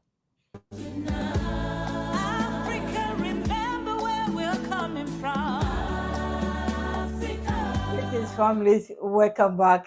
I hope you are well. I hope your day is good. This video, I have been dodging it for some time now, maybe a week or a few days. I don't know why I keep forgetting it. It's about artificial intelligence in West Africa. A company has launched it, I think on the 10th of this month. That's August 2025. And it's about to help companies to do their jobs properly. I said, what? West Africa? This is Africans' own, according to the news. Please listen. I can't explain it more. I'll be back. Thank you for your time. This August 20th marks a turning point in the technological landscape of West Africa. The Burval Corporate Group is officially launching IOBI, a new company specializing in artificial intelligence for businesses, but not just any company. IOBI is what is known as a deep tech company, meaning an organization that develops cutting-edge technologies derived from scientific research, vision, innovation, and continental ambition. To discuss this, we are joined tonight by its first manager, Mr. Bawet Ensom Nikiema. Good evening and welcome to BF1. Good evening. Thank you for having me. So, Mr. Nikiema, IOBI is being presented as a first in the West African sub-region. Can you tell us exactly what it is about? IOBI is the first West African deep tech company dedicated to artificial intelligence applied to businesses.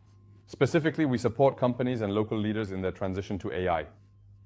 So whether companies want to become AI-driven, meaning everything is centered around AI, or they simply want to optimize a few operational processes, IOBI is the place to turn to. So your slogan, and I quote, "The invisible is our playground." So tell us, what do you mean by the invisible? And specifically, why should companies trust you? What I always say is AI for operations, humans for value creation.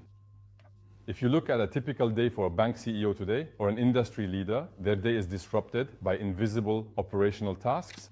What I call invisible operational tasks are those that are either repetitive or involve reporting, but in any case, they bring little to no added value to companies. IOB's very core purpose is to effectively eliminate those often invisible operational tasks in order to genuinely give our leaders back the valuable time to create real and substantial value, making them significantly more productive, considerably more effective, and ultimately more efficient. So, as you mentioned, artificial intelligence in business means, empowerment, time savings, and better decision making. Give us some simple and clear examples to support what you've just said. Indeed, there are many examples we could mention. For instance, automated reporting management systems. There's also comprehensive behavioral intelligence, understanding precisely how the consumer behaves and how we can effectively use advanced AI technologies to optimize operational processes automatically and seamlessly. This means no longer having to deal with mundane, repetitive operational questions, so that the essential tasks we perform are truly those unique and complex ones that only human beings can genuinely do. IOB is integrated into the Burval corporate and BBS holding ecosystem. So how does this affiliation actually strengthen this new arrival? It's important to remember that BBS Holding is the leading private security group in Africa. We are present in 8 countries across 3 different economic and monetary zones, and we employ more than 12,000 people. The strength of this ecosystem is that IOB benefits from cutting-edge multidisciplinary expertise in various fields, whether in banking, where we are most recognized, but also in industry, large-scale retail, and hospitality. This ecosystem allows us and allows IOB to develop tailor-made solutions with any subsidiary of the group in order to best support our clients in their transition. In fact, what you need to remember is that we are not an isolated startup. We are the innovation of a group, a Pan-African group, a leader in its field, and one that fully intends to help local leaders become global leaders. So in a context of asserted sovereignty, in a context where Africa must rely on its own assets, on its own strengths, why is it essential for Africa, in any case, to develop its own technologies? It's absolutely essential because in today's dynamic business landscape, many local businesses either do not utilize artificial intelligence at all, or they are currently using AI systems that were developed on other continents, which in many cases does not necessarily meet their very specific and unique operational needs and requirements. As a deep tech company with a strong and dedicated research focus, IOB has the unique ability to develop highly tailor-made solutions in close collaboration with our valued clients. We co-create solutions that are truly adapted to our local context and our local challenges. Last question.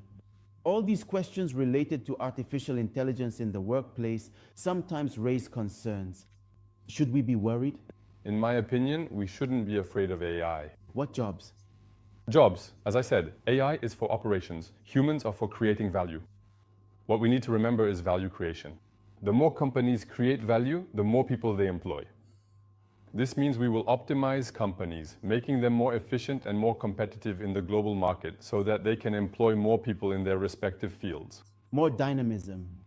Thank you very much to Mr. Nikima for joining us on our set. All right. Well, there you go. So I don't see any more questions that have come in, which is fine because my voice is about shot. I did a lot of yelling in that opening, but every so often I just want to tell that whole story. So thanks everybody. Join the Center for Political Innovation. We got a new book, check it out. I think it's going to be hot. It's already cooking. As they say, I am headed to Detroit with Noah to distribute Houthi books. So if you want to support getting the Houthi book out at the Palestine conference, you can shoot us, a contribution on the GoFundMe. Always appreciated. Always appreciated. If you can help us out with that. The Houthi book is really important, anti-imperialism. And I guess we're going to call it a night. We went almost 3 hours tonight, so it's pretty good. So yeah, thanks everybody. And we'll be back. Just going to put on the closing music. It's been fun. I might stream late tomorrow night. We'll see. It just depends. I've got a full day tomorrow, and then I'm headed out of town on Thursday. But, you know, it's going to be quite a full day tomorrow. So getting ready, getting everything in order to leave. So, all right, we'll see. Might be back tomorrow night, might not. All right, bye. New upsurge in the struggle against U.S. imperialism is now emerging throughout the world. Ever since World War II, U.S. imperialism and its followers have been continuously launching wars of aggression. But the people of various countries have been continuously waging revolutionary wars to defeat their aggression. And while the danger of a new world war still exists, and the people of all countries must get prepared, revolution is the main trend in the world today.